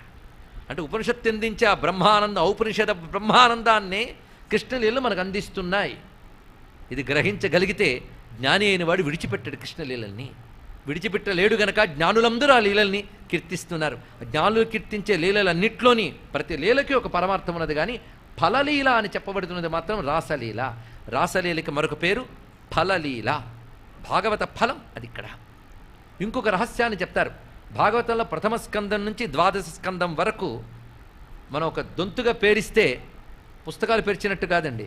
ఒకదాని తర్వాత ఒకటి పేర్చితే ఒక ఫార్మ్ తయారవుతుందట, ఒక రూపం. ఆ రూపం ఏమిటంటే కృష్ణ రూపం అన్నాడు. అంటే కృష్ణుడి రూపమే భాగవతం. భగవంతుడి వేరు, భగవంతుడి కథ వేరు కాదు, భగవంతుడి కథే భగవంతుడు అన్నారు. చాలా విశేషమైన మాట అండి. దీన్ని బట్టి భగవంతుడి కథ వింటున్నామంటే భగవంతుడిని చూస్తున్నామని అర్థం. శ్రద్ధగా వింటే ప్రతి కథలో భగవంతుడు కనబడతాడు, అంతే కదా. అంతేగాని నాకేం శ్రద్ధ లేదండి, అవి డ్రాప్ చేయింది మన కనుక వచ్చాను, తిరిగి వెళ్ళేటప్పుడు తీసుకెళ్ళిపోతాను అనే వాళ్ళకు ఉన్నారే, వాళ్ళకి ఏం తాదాత్మ్యం కలుగుతుంది? కానీ శ్రద్ధగా వింటే ప్రతి కథలో ఆయన రూపం కనబడుతుంది. కానీ భాగవతం అంతా కలిపి భగవద్రూపం అని చెప్తే పాదములు ప్రథమ స్కంధం అని ఒక్కొక్క స్కంధం ఒక్కొక్క అవయవ భాగంగా నిర్దేశించారు. ముఖము దశమ స్కంధము, తర్వాత దానిలో నుదుటి భాగము ఏకాదశం, శిరస్సు ద్వాదశం అని చెప్పారు. ఇక్కడ మొత్తం ముఖం ప్రధానం, అంతే కదా. మొత్తం శరీరంలో నువ్వేమనుకుంటున్నావు, నువ్వేం చెప్పదలుచుకున్నావో చెప్పేది ముఖంతోనే. అందుకు ప్రధానాంగము అని పేరు. దీన్ని బట్టి ఒక మనిషికి శిరస్సు ఎంత ప్రధానమో ముఖం అనేటటువంటిది భాగవతానికి దశమస్కందం అంత ప్రధానము అని చెప్తున్నారు. దశమస్కందం నుంచి ద్వాదశ స్కందం వరకు కృష్ణ కదా, అదంతా కలిపితే భాగవతాన్ని ముఖం అండి. ఇది తెలుసుకోవచ్చు. ఎందుకంటే ముఖమే మిగిలిన ఇంద్రియాలన్నింటినీ లీడ్ చేస్తుంటుంది, అవునా లేదా? అక్కడ ఉన్నటువంటి మెదడే పట్టుకుని ఇంద్రియాలని ప్రేరేపణ చేస్తుంటుంది. అందుకే జ్ఞానేంద్రియ స్థానం ఇది. ఆ స్థానం దశమస్కందానికి చెప్పారు. ఇది ఊరికిన కవిత్వం కాదు, ఆ లక్షణం అక్కడ వెతుక్కొని చెప్తున్నాడు. అయితే దశమస్కంధంలో వస్తుంది రాసపంచాధ్యాయి. దీని స్థానం ఏది? కన్నా ముక్క చెవ కాదయ్యా, ప్రాణం అన్నాడు. ఇక్కడ చూడు, ప్రాణములు అన్నాడు ఇక్కడ. ఎందుకంటే ప్రాణం సంచరించే చోటు అక్కడే కదా, అక్కడ నుంచి సంచరించి శరీరం అంతా నడుపుతోంది కనుక ప్రాణస్థానము అన్నారు. ప్రాణాలు ఎన్ని? 5 ప్రాణాలు. ఇవి 5 అధ్యాయాలు. కనుకనే భాగవతంలో ఈ రాస పంచాధ్యాయి భాగవత రూపుడైన భగవంతుడనే మహాపురుషునికి పంచ ప్రాణాల వంటివి అన్నారు. ఇక్కడ ప్రాణం లేకపోతే దేహం ఉందా? రాసం లేకపోతే భాగవతం ఉన్నదా? అది చెప్తున్నారు ఇక్కడ. ఇక రాసం అంటే ఏమిటి, లీల అంటే ఏమిటో చెప్పడానికి కొంత సమయం పడుతుంది. ఎందుకంటే రాసలీలకే 4 అధ్యాయాలు దాటితే కానీ వెళ్ళం కదా. కనుక నేను తొందరపడి వాటి అర్థాలు చెప్పకుండా మీకు నాకు కొంచెం ఓపిక పట్టే స్థితి భగవంతుడు ప్రసాదించుగాక. నెమ్మదిగా తెలుసుకుందాం ఇక్కడ. అటువంటి ఈ రాసం ప్రారంభానికి వెనక కథను మనం ఒక్కసారి ఆలోచిద్దాం. తర్వాత 29వ అధ్యాయం మొదటి శ్లోకం చెప్పుకుందాం. వెనక కథ ఏమిటి? భగవంతుడు గోపికలను అనుగ్రహించడానికి ఎంచుకున్న లీల రాసలీల. ఆయన బృందావనంలో అందరినీ అనుగ్రహించడానికే వచ్చాడు. ఆయన వచ్చింది బృందావనానికి, అందుకే బృందావనంలో సెలెక్టివ్గా ఎవరు లేరు, అందరూను. అది ఇక్కడ ఆయన మళ్ళీ మధురకు వెళ్ళినప్పుడు, ద్వారకు వెళ్ళినప్పుడు మాత్రం సెలెక్టివే. అన్ని రకాల గోళ కలిసిపోయింది అక్కడ. దుర్యోధనుడు అక్కడే ఉంటాడు, ధర్మరాజు అక్కడే ఉంటాడు. వీణ్ణోలా అనుగ్రహించాలి, వాణ్ణోలా అనుగ్రహించాలి. బృందావనంలో సమస్య లేదు, అందరూ కృష్ణప్రేమ స్వరూపులే. అందుకే వాళ్ళందరికీ ముక్తినివ్వాలి. అందరికీ కృష్ణప్రేమ ఉన్నప్పటికీ వారి వారి సంస్కారాలు బట్టి వారికి ఉపాధులు వచ్చాయి. కొందరు శిశువు అనే ప్రేమతో చూస్తారు, కొందరు మిత్రుడనే ప్రేమతో చూస్తారు. అంతేకాదు ఈయన నా యజమాని అనే ప్రేమతో చూస్తారు కొందరు. అవి గోవులు దూడలు ఇవన్నీ కూడా ఆయన గోవిందుడు, గోపాలకుడు, మా యజమాని. అవి మా పిల్లాడు అంటున్నారు నందుడు, యశోద. వాళ్ళ సవయస్కులందరూ ఈయన పిల్లల్లాగే చూశారండి. ఇంకేమున్నది? అలా కృష్ణుడితో సమాన వయస్సున్న వాళ్ళందరూ మా మిత్రుడిని చక్కగా భుజాల మీద చేతులు తీసుకుని తిరిగారు వాళ్ళందరూ కూడా. అయితే ఇప్పుడు ఆయన గోపికలకు మాత్రమే అనుగ్రహిస్తాడా? వీళ్ళందరినీ అనుగ్రహించడు, వీళ్ళందరినీ అనుగ్రహించాడు. ఆ పద్ధతులన్నీ భాగవతం చెప్పింది. గోవర్ధనగిరిని ఉద్ధరించిన తర్వాత నందుడు వరుణలోకానికి కూడా తీసుకుపోబడినప్పుడు కృష్ణుడు పరమాత్మ అని స్పష్టమైపోతుంది ఈ 2 ఘట్టాల వల్ల. ఒకటి గోవర్ధనగిరి ఉద్ధరణ. అప్పటి వరకు మిగిలిన నీళ్ళల్లో పరమాత్మ అని స్పష్టంగా తాను చెప్పిన గోపకులకు అర్థం కాలేదు. ఈయన పరమాత్మ అవునా కాదా వాళ్ళు ఆలోచించలేదు. ఆయన ప్రేమించడమే వాళ్ళకి తెలుసు, మరొకటి తెలియదు. ఆ ఒక్కడి తెలియడం చేత తాను పరమాత్మను ఆయన తెలియజేశాడు. ఎప్పుడు? గోవర్ధనగిరిని ఎత్తినప్పుడు. 7 రోజులు అలా ఎత్తి పట్టుకుంటే ఒక సంఘటన ఇలా జరిగి అలా వెళ్ళిపోతే అదేమిటో చర్చించుకుంటాం. కానీ అలా స్థిరంగా 7 రోజులు కనబడుతూ ఆ మహానుభావుడు పట్టి నిలబడం, ఇంద్రుడు వచ్చి పాదాల మీద పడడం, పట్టాభిషేకం చేయడం, తర్వాత వరుణుడేమో నాయనా కృష్ణ నారాయణ అని కీర్తించడం, ఇవన్నీ చూసిన తర్వాత గోపకులందరికీ నిర్ణయం అయిపోయింది నేను పరమాత్మ అని. అప్పుడు ఆయన ప్రార్థించారు, స్వామి నువ్వు ఇంతవరకు మా ముందు తిరుగుతున్నావు, నువ్వే మా ప్రాణం సర్వం అనుకున్నావు, నువ్వు పరమాత్మవేమో అని అప్పుడప్పుడు అనిపిస్తున్నది. ఇప్పుడు పరమాత్మవేని స్థిరంగా తెలుస్తోంది కనుక నీ పరంజ్యోతి స్వరూపాన్ని మాకు చూపించు అనగానే ఒక్కసారి వారందరినీ బ్రహ్మహృదానుభవం అంటే కేవల బ్రహ్మానుభవమైనటువంటి తన జ్యోతిర్మయమైనటువంటి దివ్యతత్వాన్ని వాళ్ళకు అనుగ్రహించాడు పరమాత్మ. వాళ్ళకి అనుభూతులకు తెచ్చాడు. తర్వాత మళ్ళీ వాళ్ళు మామూలు అయిపోయిన అనుభూతితో జీవించారు చివరి వరకు. ఇది గోపకులను అనుగ్రహించాడు.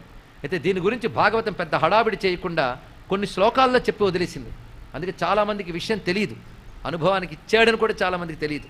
ఇది వాళ్ళని అనుగ్రహించాడు. ఇంకా మిగిలిపోయినటువంటి వాళ్ళందరూ గోపికలే. గోవుల్ని అనుగ్రహించాడు ఆయన. వాటిని మేపుతూ, వాటి కోసం వేణుగానం చేస్తూ, వాటిని నిమురుతూ, వాటితో ఆడుకుంటూ వాటికి ముక్తినిచ్చాడు. అంటే గోవుల రూపంలో ఉన్న జీవులకి ముక్తినిచ్చాడు, గోపకల రూపంలో ఉన్న వాళ్ళకి ఇచ్చాడు. అంతేకాదు తన పాదస్పర్శతో బృందావనంలో ఉన్న చెట్టుకి, చేమకి, గరిక పరకకు కూడా ముక్తినిచ్చాడు మహానుభావుడు ఇక్కడ. అందుకే బృందావనంలో గరికకు కూడా నమస్కరించాలి, ఆయన పాదం తగిలింది అంటే. ఆయన పాదం తగిలితే ముక్తి పొందగలిగిన యోగం ఉన్నవాడు గరికగా పుట్టాడు. ఈ మాటను మనకి భాగవతం చెప్తుంది, మనం సరిగ్గా చదవం అంతే. ఇక్కడ ఆ మహానుభావుడు కాళీయప్పడిని మర్దించడానికి వెళ్ళినప్పుడు ఒక చెట్టు ఎక్కట్టు. ఆ చెట్టు ఎక్కాడు అన్నప్పుడు పోతన గారే రాస్తారు, మూలంలో ఉన్నదే రాశారు ఆయన. హరిచరణ సంస్పర్శన భాగ్యంబునకు నోచుకున్న కదంబ భూజంబుపై నెక్కే అన్నారు ఇక్కడ. అంటే ఆయన పాదం తగిలి ముక్తి పొందాలని ఒక చెట్టు అప్పుడే పుట్టు కూర్చుంది అక్కడ ఆయన కోసం. ఇలా ప్రతిదీ కూడా ఆయన స్పర్శతో, ఆయన యొక్క శక్తి తరంగాల పరిధిలో చేరిపోయి ముక్తి పొందడానికి అంతమంది అక్కడ కాచుకు కూర్చున్నారు. వాళ్ళందరూ ఒక ఎత్తు, గోపికలు ఒక్కరికి ఎత్తు. వీళ్ళ సంస్కారములు ఏవో ఉన్నాయి. ఎందుకంటే వీళ్ళందరూ చెయ్యని పని వాళ్ళు చేశారు. వీళ్ళందరూ గత జన్మల నుంచి సాధనలు చేసి వచ్చిన వాళ్ళే. హఠాత్తుగా ఈ జన్మలో చేస్తూ వస్తుందండి, రాదని మానికండి, తర్వాత జన్మగానే వస్తుంది. అది ఇక్కడ వాళ్ళు అనేక జన్మల్లో చేసుకుని వచ్చారు కనుక ఈ జన్మకు వచ్చింది ఇక్కడ. అయితే ఈ జన్మలో కూడా వాళ్ళు ఊరుకోలేదు. వాళ్ళు చేసిన గొప్ప పని ఏమిటి అంటే, కృష్ణ పరమాత్మ యొక్క దివ్య స్వరూపాన్ని, ఆయన మహిమని, ఆ ప్రగాఢమైనటువంటి ఆయన యొక్క అనుభూతిని, ప్రేమని పొంది కృష్ణ ప్రేమ స్వరూపుల పేరు కొందరు గోప కన్యలు అయిన వాళ్ళు ఏం చేశారంటే, ఈయనే మాకు పతి కావాలి ఒక వ్రతాన్ని ఆచరించారు. ఇది ఎవరికి చెప్పారు? వాళ్ళలో వాళ్ళే చెప్పుకున్నారు, ఎవరికి చెప్పలేదు. కృష్ణుడు పతి కావాలన్న విషయం కృష్ణుడితోనే చెప్పలేదండి. మరి ఎవరితో చెప్పుకున్నారంటే కాత్యాయని దేవికి చెప్పుకున్నారు వాళ్ళు. అది రాసలీలకు పూర్వరంగం, అక్కడ మొదలవుతోంది రాసలీల. నిజానికి కాత్యాయని దేవికి చెప్పుకుని వ్రతాన్ని ఆచరించారు. ఆ వ్రతం ఆచరించినప్పుడు కూడా వారి మంత్రం ఒకటే, కాత్యాయని మహాభాగే మహాయోగిన్యధీశ్వరి నందగోపసుతం దేవి పతిమ్మే కురుతే నమః. ఇది ఈ మంత్రం మనకు చెప్తే భయపడతాం. ఎందుకంటే ఇందులో మాకు నందగోపసుతుని పతిని చెయ్యమని ప్రార్థన. హే కాత్యాయని మహాయోగిని అని అమ్మవారిని 4 రోజుల పాటు హేమంత ఋతువులో వాళ్ళు వ్రతాచరణతో కొలుచుకున్నారు. అది అందరూ కలిసి ఒకరినొకరు లేపుకుని పదండి వెళ్దాం అన్నారు. ఎవరు ఏదనుకుంటున్నారో స్పష్టంగా చెప్పుకున్నారు. వీళ్ళందరూ కలిసి కృష్ణుడే పతి కావాలని. ఇది ఎక్కడైనా ఉంటుందండి లోకంలో? ఒకడు పతి కావాలని 10 మంది కలిసి వ్రతం చేయడం ఎక్కడైనా ఉంటుందా? అసలు ఒప్పుకుంటారు ఒకరినొకరు? కానీ వీళ్ళందరూ అలా చేశారు అంటే వీళ్ళ కోరికలోనే మనం అనుకునేటటువంటి ఒక వివాహం అనేది లేదు. అందులోనే ఏదో తెలియని ఆ జీవుడికి మాత్రమే తెలిసినది పతిమ్మేకురు. పతి, పరమేశ్వరుడు పతి, మాకు ఆయనే పతి కావాలి అన్నారు. పరమేశ్వరుడు పతి కానిది ఎవరికో చెప్పండి. ఇక్కడ గతిర్భర్త ప్రభుసాక్షి అని స్వామి చెప్పుకున్నాడు కదా, నేనే పతి, నేనే ఆయనే చెప్పాడు. ఆయన పేరే విశ్వపతి, పశుపతి. ఈ పతి శబ్దము పాతీతి పతి, పాలించేవాడు, ప్రభువు, మన సర్వాధికారములు ఎవడివో వాడు పతి, అంతే కదా. కనుక వాడే మాకు పతి. అంతేకాదు మా సర్వస్వం అతడే, అదే భావం పతి అంటే. కనుక నేను శాస్త్ర శబ్ద పరంగా అర్థం చేసుకోవాలి. ఇది లోకంలో పతి అంటే మొగుడు అని పదం ఇక్కడ తీసుకోవడం కాదు. ఒక స్త్రీ తన భర్తకి ఎలా అధీనురాలవుతుందో మేము కృష్ణుడికి అధీనులము, అది కృష్ణుడే మావాడు, అతడు మాకు పతి అనే భావంతో చేశారు ఆ వ్రతాన్ని మొత్తం 4 రోజులు. ఆ వ్రతం చేస్తే అనుగ్రహించారు ఎవరు? కాత్యాయని. కాత్యాయని అనుగ్రహించిందా? అనుగ్రహించలేదు. ఇంత తప్పు. కాత్యాయని అనుగ్రహించకపోతే కృష్ణుడు అనుగ్రహించడు. ఆయన వాళ్ళు చేసిందే కాత్యాయని వ్రతం. కాత్యాయని అనుగ్రహించింది ఎలా తెలిసింది? కృష్ణుడు వచ్చి అనుగ్రహించాడు. ఎలా చేశాడు అంటే వస్త్రాపహరణ ఘట్టం. వస్త్రాపహరణం గురించి ముందు వెనకలు చూడకుండా కేవలం చీరలెత్తుకుపోవడం అనే దాని మీద తీసుకుని పాపాత్ములు కొన్ని దశాబ్దాలు శతాబ్దాల నుంచి నానా కారు కొతులు కూస్తున్నారు. అసలు నిజానికి కృష్ణుని చరిత్రపై వేలెత్తి చూపించే వాళ్ళని విమర్శించడం అనే పని పెట్టుకోవడం నిజానికి దండగే. కేవలం కృష్ణానుభవం కోసం కూర్చున్న శుద్ధ చిత్తుల గురించి చెప్పేటప్పుడు ఆ ధర్మ ప్రతిష్టాపన చేయవలసిన అవసరం లేదు.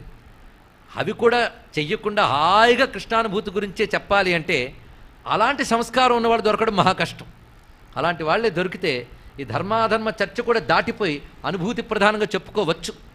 కానీ ఇక్కడ ధర్మాధర్మ చర్చ కూడా చెప్పాలి, చెప్పాలి. మనం కొంతమేరకైనా చెప్పుకోవాలి. ఇక్కడున్న వాళ్ళందరూ ఒక అర్హత కలిగిన, అధికారం కలిగిన శ్రోతలు అయినప్పటికీ కూడా ఇక్కడ మాట ఎక్కడే ఆగకుండా ఇంకెక్కడెక్కడికో ప్రసరిస్తుంది కనుక అందరికీ ఉన్న సందేహాలు కూడా తొలగించవలసిన బాధ్యత మనకున్నది ఇక్కడ. ప్రతివారు వస్త్రాలు అపహరించారని ఎవరో స్నానాలు చేస్తుంటే వెళ్ళి బట్టలు లాక్కెళ్ళిపోయాడు ఆయన. ఏమిటి మనం చదువుకుంటున్నాం? కృష్ణుడు పతి కావాలని తపస్సు చేసి వ్రతం ఆచరించిన వాళ్ళకి చివరి రోజున వాళ్ళు ఉత్సాహంతో వ్రత నియమం తప్పి వస్త్రరహితంగా నదిలో దిగారు. ఎప్పుడైతే ఒక వ్రతము నియమము యజ్ఞము చేసేటప్పుడు నియమం తప్పుతారో ప్రత్యవాయ దోషమునకు దోషం వస్తుంది. దానివల్ల చేసిన వ్రతము ఫలము దొరకదు సరికదా, ఒక పాపం వస్తుంది. ఇప్పుడు వీళ్ళ పని ఏమైంది? ఈ కథలో ఎన్ని అంతర్లీనమైన అంశాలు ఉన్నాయి చూడండి. అన్ని అంశాలు ఉన్నాయి గనకనే వేదిక వేదభవనం అయింది.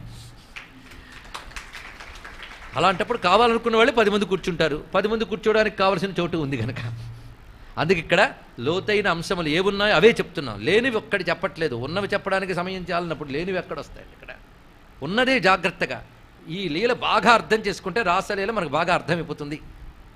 ఎందుకంటే ఆ వ్రతం చేసిన వాళ్ళకే రాసలీల. మరి ఆ వ్రతం చేసిన వాళ్ళకి ఏం జరిగింది, వస్త్రాపహరణం ద్వారా ఏం జరిగింది అనేది మనకు తెలియాలి.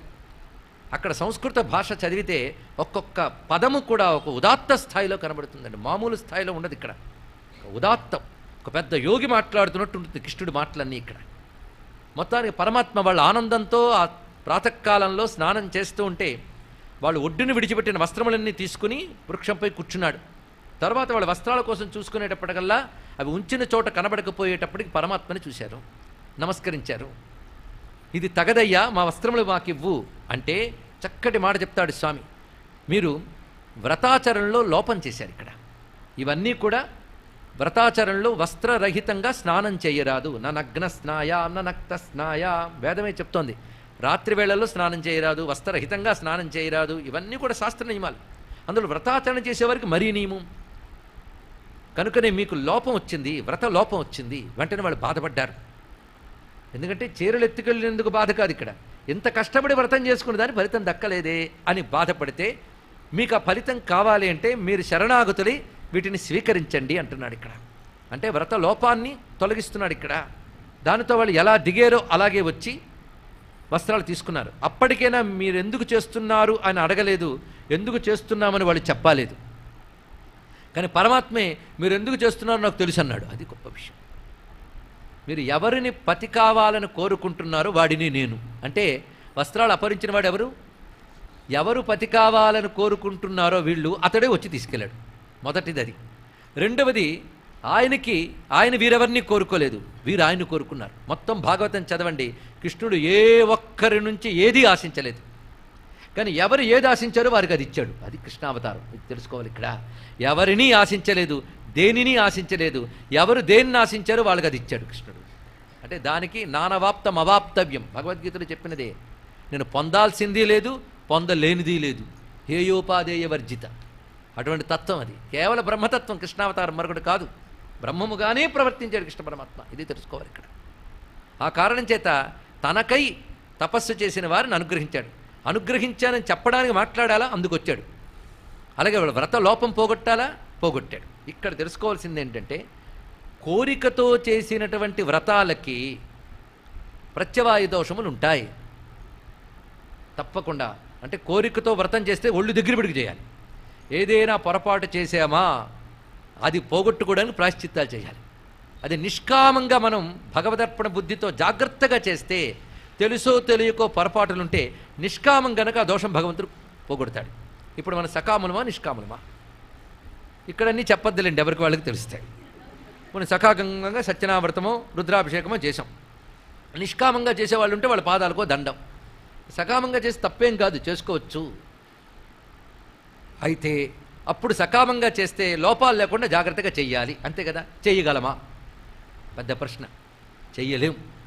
అందుకే చిట్ట చివరికి యస్య స్మృత్యాచ నామోక్త్య తపపూజా క్రియాదిషు నూనం సంపూర్ణతాం యాతి సద్యో వందే తమచ్యుతం. ఈ శ్లోకం జాగ్రత్తగా గుర్తుంటే ఈ వస్త్రాపరణ ఘట్టం గుర్తొస్తుంది. అంటే ఎవరైనా వ్రతం చేసేటప్పుడు ఏదైనా పొరపాటు చేస్తే ఆ పొరపాటు దోషం తొలగి వ్రతం యొక్క పూర్ణ ఫలం రావాలి అంటే అచ్యుతుని స్మరించాలి అన్నారు ఇక్కడ. అలాగా వ్రతలోపం ఆ దోషం పోవడానికే అచ్యుతుని స్మరించాలి.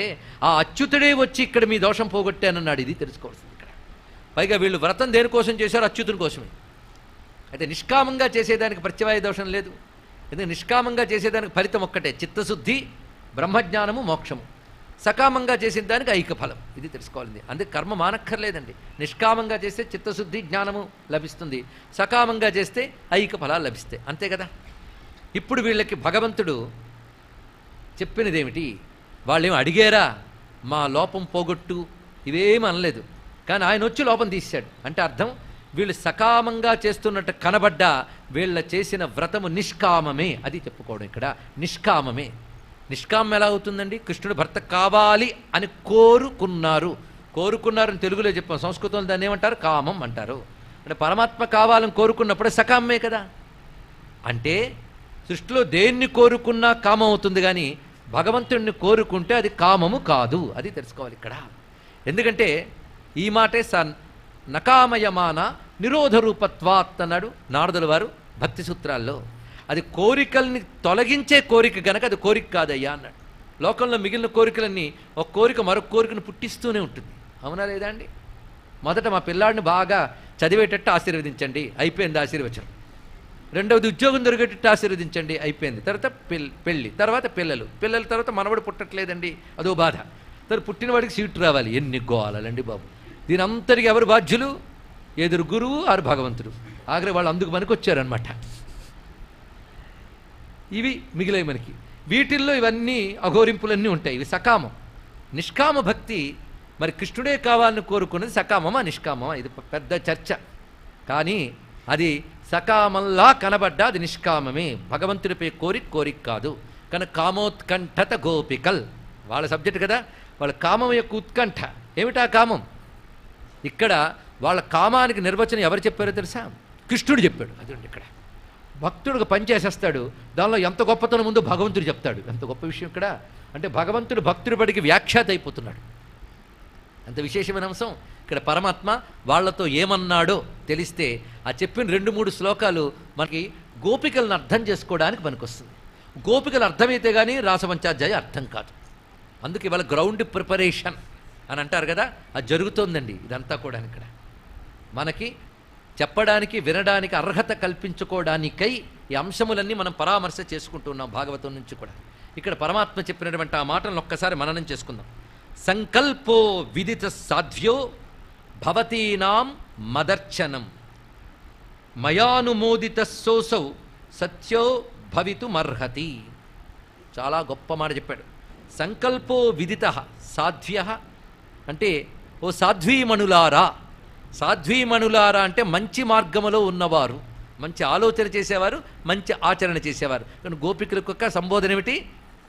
సాధ్వీమణులు. కృష్ణ పరమాత్మ ఇచ్చిన టైటిల్స్ అండి, జాగ్రత్త గుర్తుపెట్టుకోండి. దీన్ని బట్టి గోపికలు మనకు అర్థమవుతారు. మీరు సాధ్వీమణులు, చక్కని మార్గంలో ఉన్నటువంటి వారు. మీరు నన్ను అర్చించారు. నేను అర్చించారా? కాత్యాయని దేవిని అర్చించారు కదా. మరి మదర్చనం అని ఎందుకన్నాడు అంటే కాత్యాయని దేవిని ఆరాధించినప్పటికీ ఉద్దేశం ఈయనే. ఇది తెలుసుకోవాల్సింది. అంతేకాదు ఏ యథా మాం ప్రపద్యంతే తాం సదైవ భజామ్యహం. ఎవరిని ఆరాధించినా సర్వదేవ నమస్కార. అది ఆ మదర్చనం అనే మాటకు అంత అర్థం ఉందండి. అందుకే భాగవతం మీరేదో స్టోరీ చదివినట్టు దయచేసి చదవకండి. ఎవడైతే భాగవత మార్గంలో ఉంటాడో వాడి దగ్గర మఠం వేసుకుని నాల్సిందే. ఒక్క పదాన్ని ఆస్వాదించాలి భాగవతం. అలా ఆస్వాదిస్తే 7 రోజులు ఏం సరిపోతుంది? పేరుకేదో సప్తాహం అంటారు కానీ బతుకు సరిపోదండి ఇక్కడ. బతుకు సరిపోకపోతే ఏం చేయాలి? మళ్ళీ పుట్టి వినాలి. బ్రతుకంతా వినాలి, సరిపోకపోతే మళ్ళీ పుట్టి వినాలి. అలాంటిది భాగవతం. అలా పదం ఆస్వాదిస్తూ చెప్పాలన్నా వినాలన్నా సరైన శ్రోతలు దొరకద్దు, దానికో భాగ్యం ఉండాలి.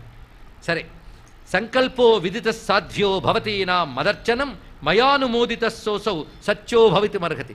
నేను అంగీకరిస్తే మీకు సత్యం అవుతుందన్నాడు. చూడండి, మీరు ఒక దేవతని పూజించిన పరమాత్మ అంగీకారం లేనిదో జరగదు. అందుకు తత్సద్బ్రహ్మార్పణమస్తు అనాల్సిందే, అయితేనే ఫలం. అందుకే నేను అంగీకరిస్తే మీకు సత్యం అవుతున్నది. మీరు నన్ను కోరుకున్నారే పతి కావాలి అని, ఇది మామూలు కోరిక కాదు, మామూలు కోరిక కాదు. కాబట్టి నేను మామూలు మొగుడిని అయిపోతే సరిపోదు. అది చెప్పడం ఇక్కడ. మామూలుగా భార్యకు భర్త దొరికిపోతే అలా తీరేది కాదు మీ కోరిక. మీ కోరిక వెనకాల ఉన్న గాఢత మీకే తెలియదు. ఇది చూడండి ఇక్కడ చాలా విశేషమైన అంశం. మనం కోరుకున్న కోరిక వెనకాల గాఢత మనకే తెలియదుట. ఏమిటి మాటలున్న ఆంతర్యం అంటే బయటకు నువ్వు పతి కావాలన్నారు గోపికలు. కానీ గోపికలు ఎవరు? అనేక జన్మలు తపస్సులు చేసి పండిపోయిన యోగులు. యోగులని వాళ్ళకి తెలియదు, వాళ్ళు భగవంతుని కోరుకుంటున్నారు. యోగి ప్రపంచాన్ని విడిచి బ్రహ్మమును కోరుకుంటాడు. ఆ బ్రహ్మాన్ని కోరుకున్న యోగులు గోపికలై వచ్చారు. కనుక వాళ్ళు బ్రహ్మమునే కోరుకుంటున్నాను వారికి తెలియదు. వాళ్ళు ఒక పతిని కోరుకుంటున్నారు అన్నట్టుగా ఉన్నారు. వాళ్ళకే తెలియకుండా వాళ్ళు బ్రహ్మమును కోరుకుంటున్నారు.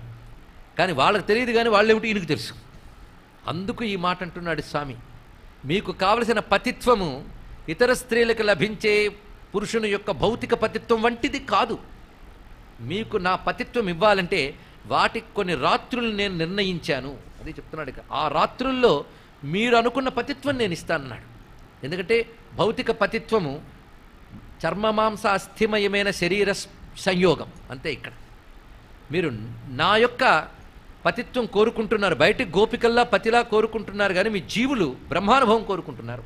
కనుక నా అనుభవం దేహానుభవం కాదు, బ్రహ్మానుభవం. అది చెప్తున్నాడు.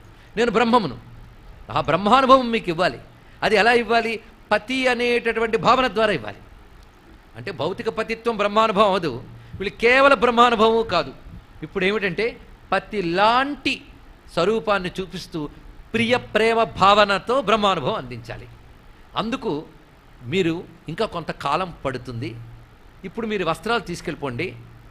మళ్ళీ ఈ రాత్రుల్లో అంటే మళ్ళీ నేను అనుగ్రహించబోయే రాబోయే రాత్రుల్లో, అది ఆయన అనుగ్రహించిన పొద్దురుపూట ఈ చీరలు ఇస్తున్నది, కానీ రాత్రుల్లో అని చెప్తున్నాడు. అక్కడ ఈ అనే ఒక మాట అంటాడు. అంటే రాబోయే అంటే వీలైనంత తొందరలో అని అర్థం చేసుకోవచ్చు. రాబోయే రాత్రుల్లో మీకు నా పతిత్వాన్ని అనుగ్రహిస్తున్నాను అన్నాడు. ఈ పతిత్వానుగ్రహం శరీరంతో కూడిన కామానికి తృప్తిపరిచే పతిత్వం కాదు అనడానికి కృష్ణుడి మాట ఆధారం. చూడండి ఏం చెప్తున్నాడు. నా మయ్యావేశిత ధియాం కామ కమాయ కల్పతే భర్జిత క్వథిత ధాన ప్రాయో బీజాయ నేష్యతే. పెద్దలందరికీ, ఇది వింటున్న వారందరికీ నేను ప్రార్థన చేస్తూ విన్నవించుకుంటున్నది ఏమిటి అంటే, ఒక గ్రంథం గురించి కానీ ఒక అంశం గురించి మాట్లాడేటప్పుడు జాగ్రత్తగా దాని పూర్వాపరాలు చదివి మాట్లాడాలి. ఇది బేసిక్ క్వాలిఫికేషన్, అంతే కదండి. ఏ గ్రంథం గురించైనా ముందు వెనకలు చదవకుండా ఏదో నీకు వెక్కిరించడానికి నీకు కావలసిన అంశములు తీసుకొచ్చి నోటుకొచ్చి మాట్లాడేవనుకో పాపం మూట కట్టుకుంటాం. నీలాంటి పాపాత్ములు మరో 10 మంది తయారైతే భూమికి భారమై దుర్భిక్షాలు వస్తాయని చెప్పి ఆ పాపాత్మను నోళ్ళు మూయించడానికి మాట్లాడడం అంతే. కూర్చోండి. ఇక్కడ చెప్తున్న మాట చూడండి. కామం యొక్క ఎన్ని లెవెల్స్ ఉంటాయో భౌతికవాదులకు ఏం తెలుస్తాయి? ఇక్కడ పుట్టిన దగ్గర నుండి చచ్చే వరకు లోక విషయాలు పోగు చేసుకుని కాళ్ళు కీళ్ళు పనిచేయని కాలంలో ఏవో చేద్దామంటే అర్థమవుతాయండి. ఇక్కడ ఎంత శుద్ధత ఉండాలి. ఇక్కడ నాపై పెట్టిన బుద్ధి, నాపై ఉంచిన కామము కొరకు కాదు. కామ కామాయ కల్పతే నా మయ్యావేశిత ధియాం. చాలా గొప్ప మాట అన్నాడు. మయి ఆవేశిత ధియాం. నా యందు సంపూర్ణముగా ప్రవేశించిన బుద్ధి ఎవరికుందో వారి యొక్క కామము కొరకు కాదు. కామము కొరకు కాదు అంటే దేహానుభవం కొరకు కాదు. అది చెప్పడం ఇక్కడ. లోకంలో కామం కోసమే. కామమై కామం కర్మయ్యై కర్మ జన్మయ్యై అవిద్యా కామ కర్మలుగా తిరుగుతుంటుంది. అదే జీవితం అంటే అవిద్య కామ కర్మ. అవిద్య వల్ల కామం వల్ల కర్మ వల్ల అవిద్య, అవిద్య వల్ల కామం, కర్మ. సర్కిల్ అలవాటైపోయింది ఇది. కానీ ఈ కామం అటు అవిద్య వల్ల రాలేదు, అది కర్మకి హేతువు కాదు, జన్మలకు తీసుకెళ్ళదు. అయ్యా, ఏ కామమైనా సరే జన్మకి హేతు అయినప్పుడు నాపై కామము పుట్టుకునివ్వదు, సంసారాన్నివ్వదని ఎలా చెప్పగలుగుతున్నావు? దీనికి అత్యద్భుతమైన మాట చెప్తున్నాడు ఇక్కడ స్వామి. భర్జిత క్వథిత ధాన ప్రాయో బీజాయ నేష్యతే. ఇది అండి విషయం. దీని అర్థం ఏమిటి అంటే, మామూలుగా గింజలు కొన్ని తీసుకుని నేల మీద పడేస్తే అది మొలకలు ఎత్తుతాయి, అంతే కదా. పెసర గింజలు బఠానీ గింజలు తీసుకొచ్చి అలా పడిస్తే మొలకలు ఎత్తుతాయి. దాని గురించి చెప్పారా ఏంటంటే, రోజు నానేసుకుని తింటున్నాం. అవి నీరు తగిలినా మట్టి తగిలినా మొలకలు ఎత్తిపోతాయి. అలాగ ఉపేక్షిస్తే మొలకలు వృక్షాలే అరణ్యాలే అయిపోతాయి. అలా ప్రతివాడి దగ్గర కామబీజాలు ఉన్నాయి. ఈ కామబీజం మనం ఏం చేస్తున్నాం? లోక విషయాలనేటటువంటి మట్టి ముద్దల మీద వేస్తున్నాం, అవునా లేదా? ఇవేం చేస్తున్నాయి? మొలకలైపోతున్నాయి. కామం కర్మగా మొలకెత్తి కర్మ జన్మనే అరణ్యాల్లోకి తీసుకుపోతుంది ఇక్కడ. కనుక లోకంలో కామం అనే విత్తనము కర్మజన్మల మొలకలెత్తిస్తుంది. ఇది లోకంపై వేసిన కామం.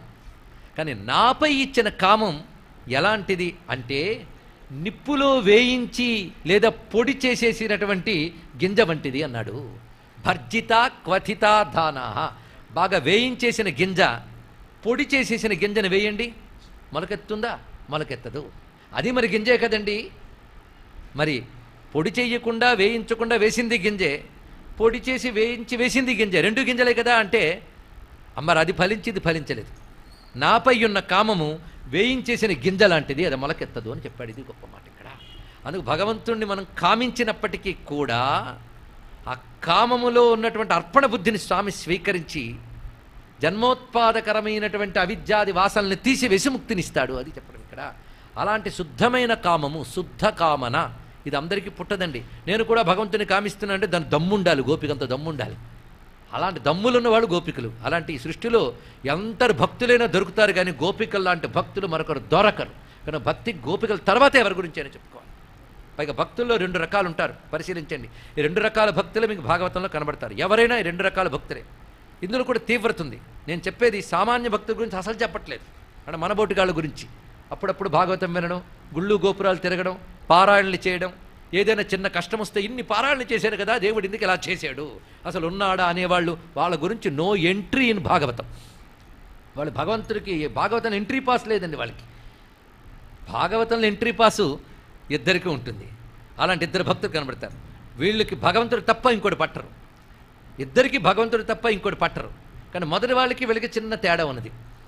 మొదటి వాళ్ళు ఎలాంటి వాళ్ళంటే, ఈ సంసారం భయంకరమైనది, ఇది అజ్ఞాన మూలకమైనది, దీనిలో సుఖం లేదు, దేనికి పనికిరాదు, ఏవో గొప్ప గొప్పవి అనుకుంటున్నాం కానీ వీడి వెంపర్లాడుతూనే బతికైపోతుంది.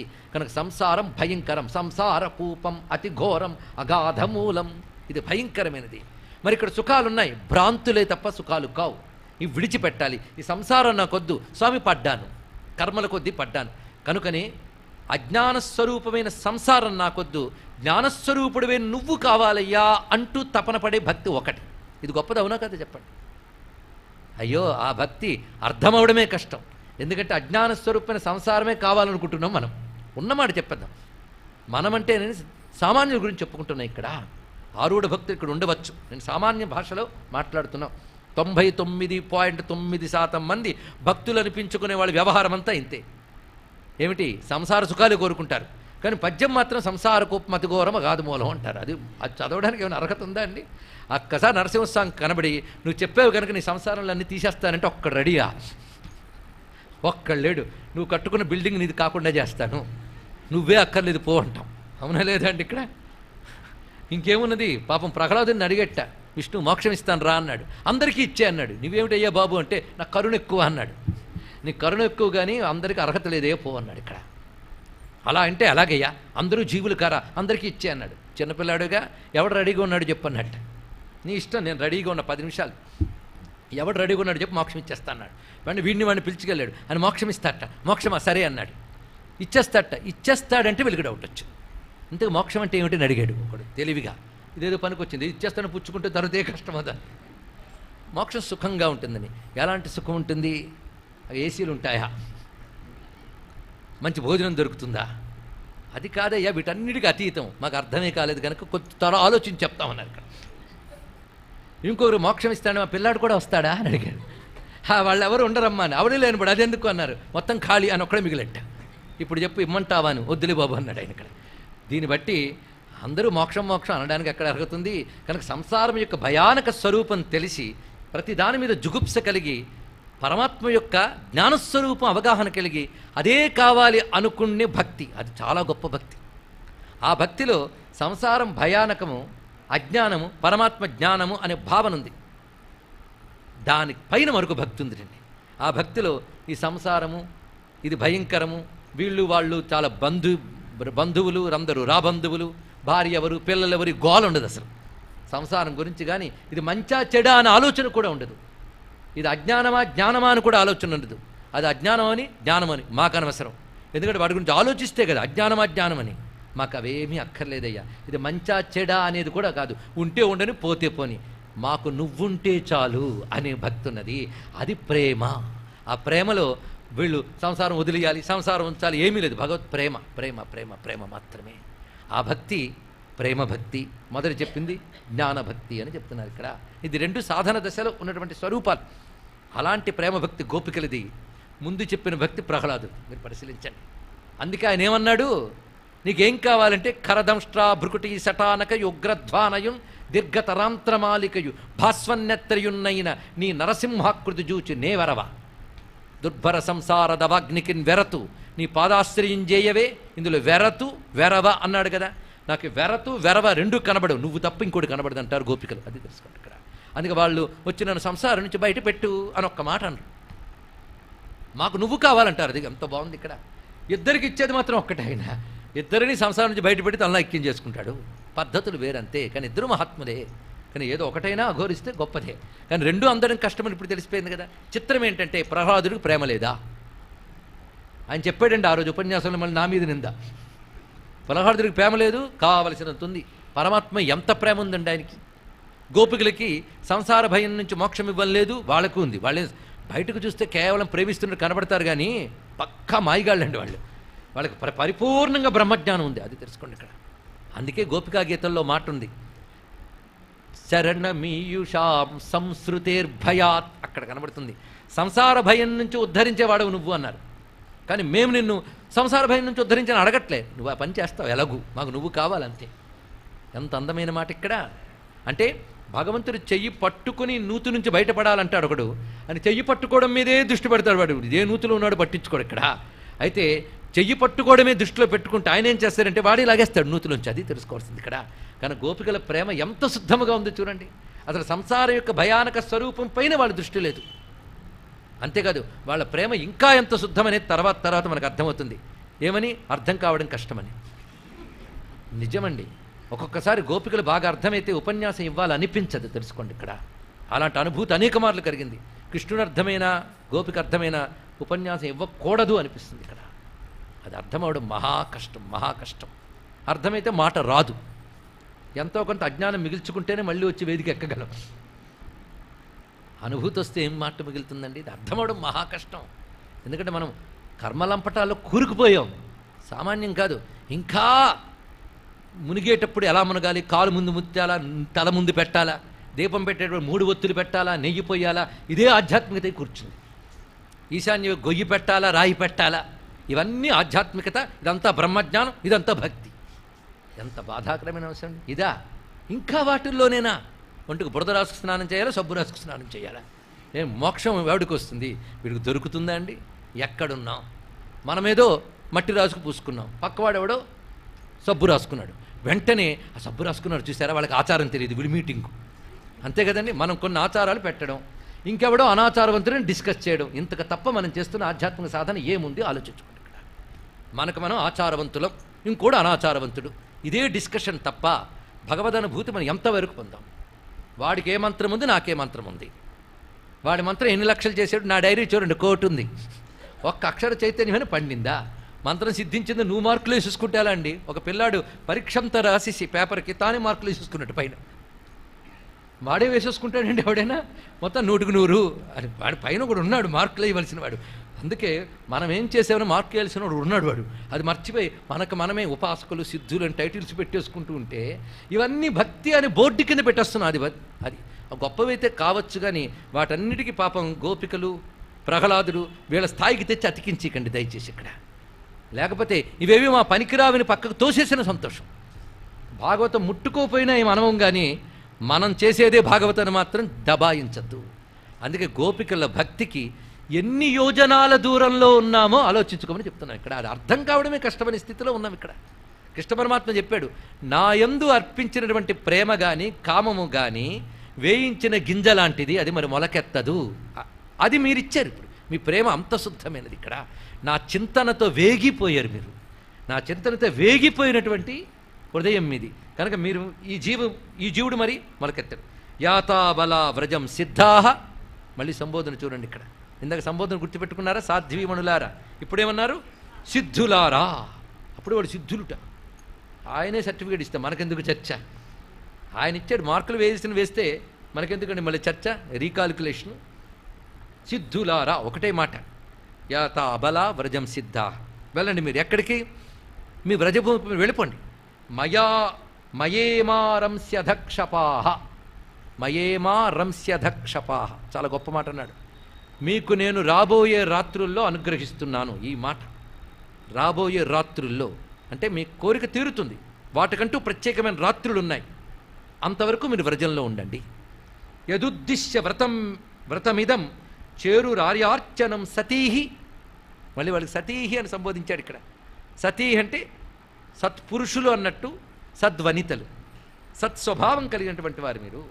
కనుక సతులారా, మీరు దేనిని ఉద్దేశించి వ్రతాన్ని ఆచరించారో అది మీకు నెరవేర్చడానికంటూ కొన్ని రాత్రులు ఉన్నాయి. ఆ రాత్రుల్ని అనుగ్రహిస్తాను, మీరు వ్రజానికి వెళ్ళండి. ఇది కృష్ణ పరమాత్మ ఇచ్చిన అనుగ్రహం.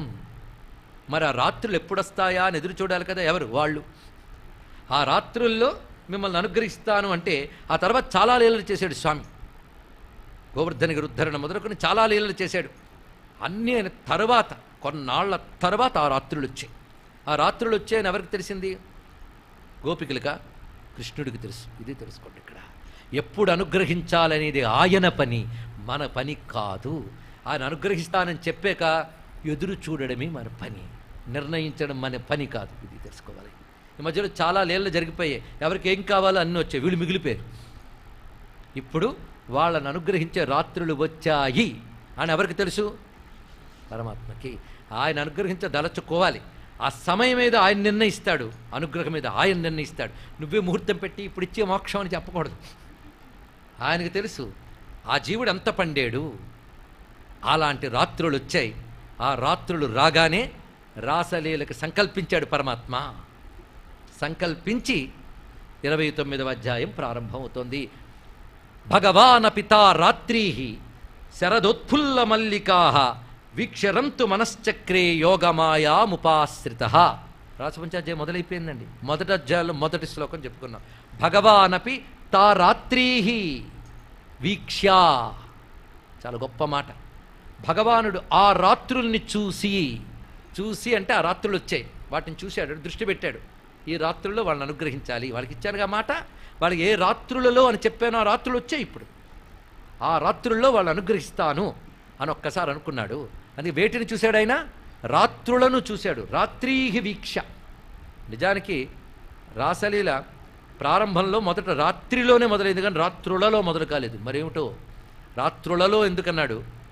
ఆ రాత్రుల్ని చూశాడని ఎందుకన్నారు? ఇవన్నీ మనం ఆలోచించవలసింది. అందులో మొదటి 2 శ్లోకములకే విశేష వ్యాఖ్య అవసరం. ఎందుకు ఈ ఇంట్రడక్షన్ ఇచ్చామంటే రేపు బహుశా మొదటి 2 శ్లోకాలతోనే గడిపేస్తామేమో. ఏం తెలుసు? 2 శ్లోకాలకి ఎంత చెప్తే మిగిలిన 5 రోజుల్లో 5 అధ్యాయాలు ఎలా అవుతాయని పాపం బాధపడుతూ ఇంట్లో నిద్రపట్టదు కదా. ఆ తలనొప్పి నాది, ఎలా పూర్తి చేస్తాననేది. కనుక ఎక్కడ విస్తారం చెప్పారు, ఎక్కడ సంక్షేపం చెప్పారు అనేటటువంటిది పెద్దలు చెప్పిన పద్ధతిలో వెళుతోంది అని మాత్రం గుర్తుపెట్టుకుంటే సరిపోతుంది. ఇక్కడ ఆస్వాదించండి చాలు.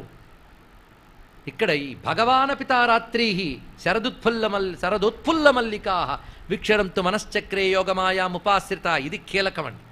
ఎందుకంటే బలమంతా సంకల్పంలో ఉండాలి.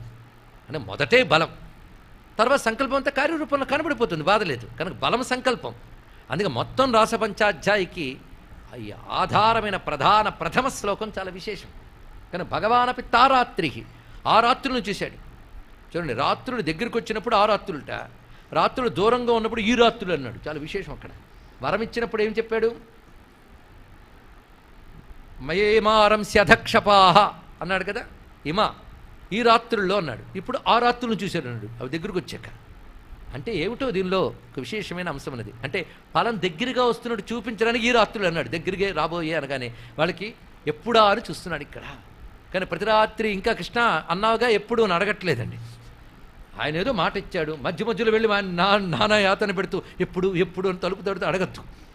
ఆయన అనుగ్రహిస్తానన్నాడు కదా, చాలు నువ్వు కూర్చో, ఆయనకు తెలుసు. అది గుర్తుపెట్టుకో. అదే చేశారు వాళ్ళ పని. అయితే ఎందుకు ఆ గ్యాప్ పెట్టాడు?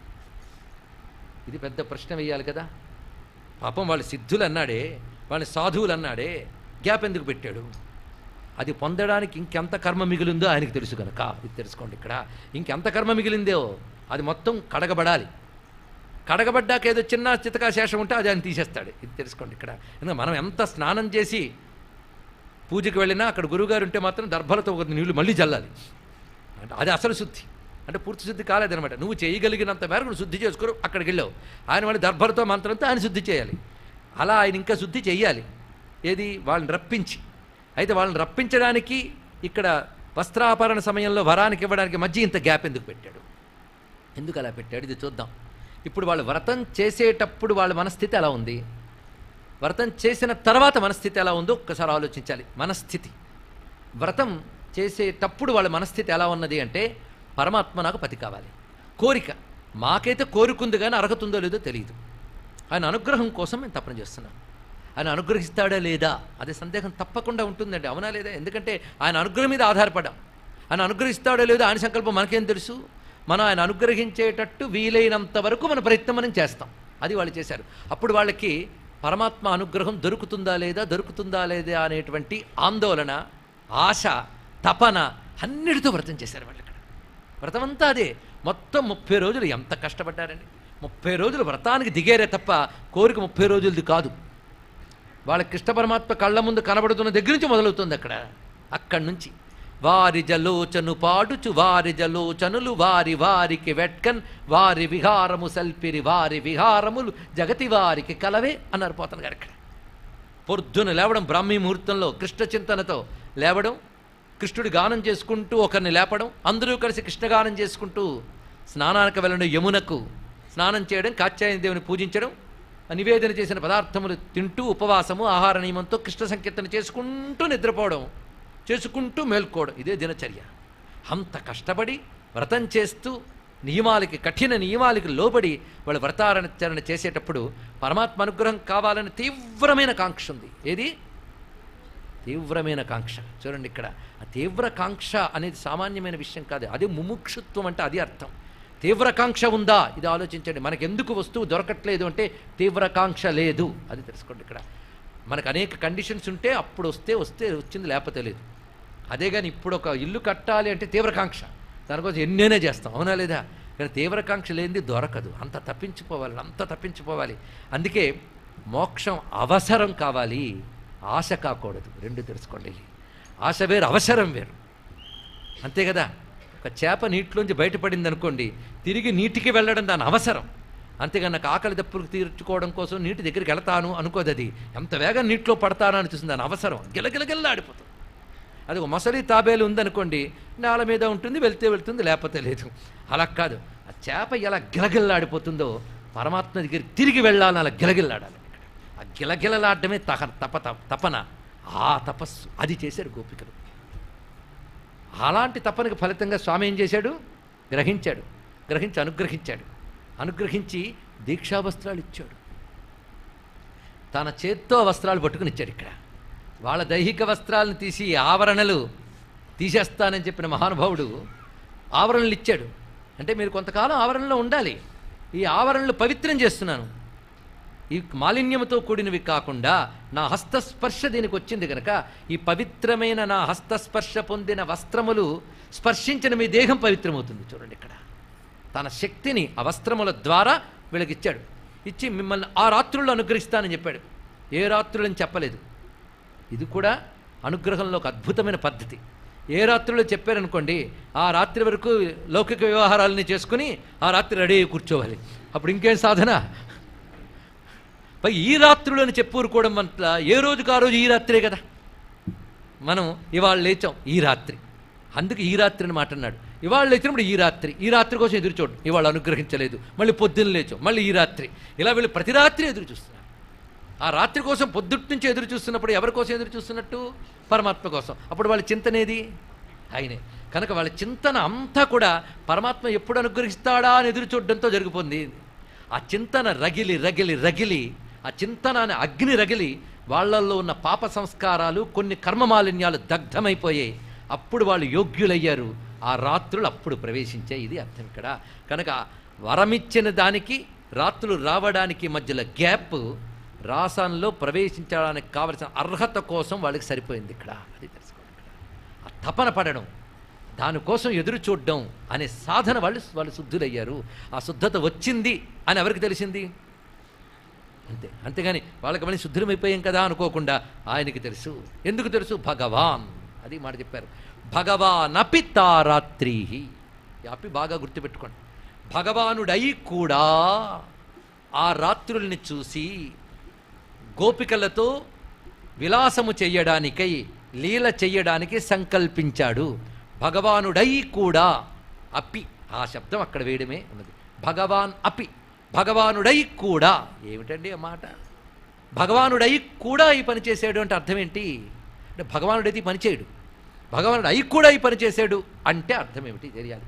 భగవాన్ అనే మాటకు అర్థం చెప్పుకున్నాం, మళ్ళీ రేపు ఎలాగో చెప్పుకున్నాం. భగవాన్ అంటే పరమాత్మ, ఆయన నిర్వికారుడు, ఆయన ఒక్కరి వల్ల పొందవలసింది ఏమీ లేదు. అలాంటప్పుడు ఏది పొందవలసిన వాడు కాడు, ఎవరి వల్ల ఆనందించవలసిన వాడు కాడు, ఏమి పట్టనివాడు అయినవాడు అయినప్పటికీ కూడా గోపికలను పట్టించుకుని వాళ్ళను అనుగ్రహించాలని వేణువును ఊదుతున్నాడు. అంటే ఏమీ పట్టనివాడు అయినా కూడా భక్తులను పట్టించుకుని అనుగ్రహిస్తున్నాడు. అంటే నిజంగా వాళ్ళు పట్టారా? వాళ్ళకి కృష్ణుడు పట్టాడు గనక ఆయన వాళ్ళు పట్టుకున్నాడు. అందుకని పట్టుకోవాలి నీకేమీ లేదు, ఎందుకంటే భగవాన్ గనక, ఆత్మారాముడు గనక. అప్పిలో అంత అందం ఉంది. అలాగే ఒక్కసారి ఆ శుద్ధ భక్తుల దగ్గరికి ఉండండి, వాళ్ళకు కూడా, వాళ్ళకి ఆయన ఏం పట్టుకోవాల్సిన అవసరం లేదు, ఎందుకంటే ఆయనతోనే వాళ్ళు ఉన్నారు. ఇప్పుడు రండి, ఆత్మారామశ్చ మునయో నిర్గ్రంథ అపి ఉరుక్రమే, ఆ అపి ఈ అపి తగిలించండి. చూడండి ఇక్కడ అర్థమైందా? ధీరులు నిరపేక్షులు ఆత్మారాములు అయి కూడా వాళ్ళు నారాయణ్ని కీర్తిస్తారు. ఏది పట్టనివాడి నిర్వికారుడి భగవానుడు అయి కూడా ఈయన వీళ్ళని అనుగ్రహిస్తారు. ఇదండి ఆయనకి వాళ్ళకున్న రిలేషన్. ఎంత అద్భుతంగా చెప్పాడు. అప్పిలో అక్కడ అంత ఉందమంది. ఈ భగవానపి ఇంకా అర్థం కావాలంటే మన భగవద్గీతకు రావాలి. ఒక్కదానికోదా లింక్ చూడండి. అజోపి సన్ అవ్యయాత్మ భూతానాం ఈశ్వరోపి సన్ ప్రకృతిం స్వాం అధిష్టాయ సంభవామి ఆత్మమాయయ. అజోపి సన్, అజ అపి, అక్కడ అజోపి సన్ పుట్టుక లేనివాడన అయినా కూడా, పుట్టడం పెరగడం తరగడం నాశనం అవ్వడం ఇలాంటివి లేనివాడనైనా కూడా, అదే భగవాన్. భగవాన్ అంటే అదే, పుట్టుక లేనివాడు, పెరుగుట తరుగుట లేనివాడు, అయినప్పటికీ నేను పుడతానన్నాడు. అక్కడ పుట్టడం లేనివాడని అయినప్పటికీ పుడతాను, నాకెవడూ పట్టకపోయినప్పటికీ పట్టించుకుంటాను. అది అతికించుకోండి చాలా జాగ్రత్తగా. అలా పట్టుకోవాలండి, అప్పుడు భాగవతం ఆస్వాదించవచ్చు. ఎక్కడ భగవద్గీతలో అజోపి, ఎక్కడ భగవానపి, ఈ రెంటిటికి ఇంత అనుబంధం ఉందా? ఉంది. అదే సంస్కారంతో గ్రహించవలసినది భాగవత భాష. అది అక్కడ అజోపి, ఇక్కడ భగవానపి, రెండిటికి అభిశబ్దం ఇక్కడ. కనుకని భగవానుడై కూడా నిర్ణయించుకున్నాడు. పుట్టుక లేనివాడై కూడా పుడతాన్ని ఎలా అనుకున్నాడో, ఏమీ పట్టని భగవానుడై కూడా ఈ పని చేస్తున్నాడు. అప్పుడు ఎందుకు పుడదామనుకున్నాడు? లోకాన్ని అనుగ్రహించడం కోసం. ఇప్పుడు ఎందుకు? వాళ్ళకి మాట ఇచ్చాడు, వాళ్ళ తపస్సుకి వాళ్ళ భక్తికి ఫలాన్ని ఇవ్వాలి గనక, ఈశ్వరుడు ఫలప్రదాత గనక వాళ్ళకి తగ్గ విధంగా అనుగ్రహించడానికై ఏ యథామాం ప్రపద్యంతే తాం తథైవ భజామ్యహం అని మాటిచ్చాడు గనక, వాళ్ళు ఏ ప్రేమతో తను ఉపాసిస్తున్నారో ఆ ప్రేమకు తగ్గట్టుగా అనుగ్రహించదలుచుకుని స్వామివారు వాళ్ళని తన వైపు లాగడానికై ఒక పని చేస్తున్నాడు. దానికి తగ్గ సమయం, దానికి తగ్గ ప్రాంతము, దానికి తగ్గ పని, మూడున్నా ఇక్కడ. సమయం రాత్రులు, అది శరద్రాత్రులు. ప్రాంతము బృందావనం. ఆ చోటు తప్ప ఇంకేమీ లేదండి. ఎందుకంటే కృష్ణ భక్తుల్లో బహిరంగ భక్తులు, అంతరంగ భక్తులని ఉంటారు. అంటే బహిర్ముఖంగా తిరుగుతూ ఉంటారు, అంతర్ముఖంగా భగవంతుని పెట్టుకుంటారు. వీళ్ళు ఒక రంగం. బహిర్ముఖత్వం అసలు లేని ఆంతరంగికులు ఉంటారు, వీళ్ళని ఆంతరంగిక భక్తులు అంటారు. శంభోత్వం పరమాంతరంగ ఇతిమే, ఆ స్థాయిలో వాడారు పోతనగా మన శంకరులు వారు. ఆంతరంగిక భక్తులు. ఈ ఆంతరంగిక భక్తులు మధురలో కూడా ఉన్నారు, కానీ మధుర కంటే ఎక్కువగా బృందావనంలో ఉంటారు. ఆ బృందావనంలో అందరూ ఆంతరంగిక భక్తులే. అందులో ఇంకా దగ్గర వారు ఆంతరంగిక భక్తుల్లో పరమాంతరంగిక భక్తులు గోపికలు. అలాంటి వారు, వాళ్ళు సిద్ధులు, వాళ్ళు సాధ్వీమణులు. వారు అనుగ్రహించడానికై ఆ రాత్రుల యందు, ఆ రాత్రిలో ఏది ఇప్పుడు అదే పెద్ద తెరకాసు. రాత్రుల రాత్ర, మరి రాత్రులు ఎందుకన్నారు? ఇది అర్థం చేసుకోవాల్సిన అంశం. పైగా ఆ రాత్రులు శరద్రాత్రి. శరద్రాత్రి వేళ మల్లెలు పూసేట. ఏమిటండి వినేవాడు ఉంటే చెప్పండి. ఇక్కడ ఏంటో కవిత్వం అంటే అలా రాసేయడమే. ఏదో వసంతంలో మల్లెలు పూసే అంటే ఒప్పుకుంటాం, శరద్రాత్రిలో మల్లెలు పూస్తాయండి. ఇక్కడ వేసవలు ఉస్సుస్సుని ఉక్కపోత బాధపడుతున్నా మల్లెలు వస్తాయని సంతోషిస్తాం. కానీ శరద్రాత్రి చాలా బాగుంటుంది కదా, మల్లెలు ఎక్కడుంటాయి? మరి ఇన్ని మొదటి శ్లోకంలోనే ఇన్ని తిరకాసులు పెట్టాడే అంటే జాగ్రత్తగా వినండ్రా బాబు అని చెప్తున్నాడు అనమాట. అదేమిటో రేపు విందాం మళ్ళీ 6:30 భగవాన పితా రాత్రీ శరదోత్ఫుల్ల మల్లికా వీక్ష రంతు మనశ్చక్రే యోగమాయాముపాశ్రిత. సర్వం శ్రీకృష్ణ చరణారవిందార్పణమస్తు. స్వస్తి. శ్రీ రాధాకృష్ణ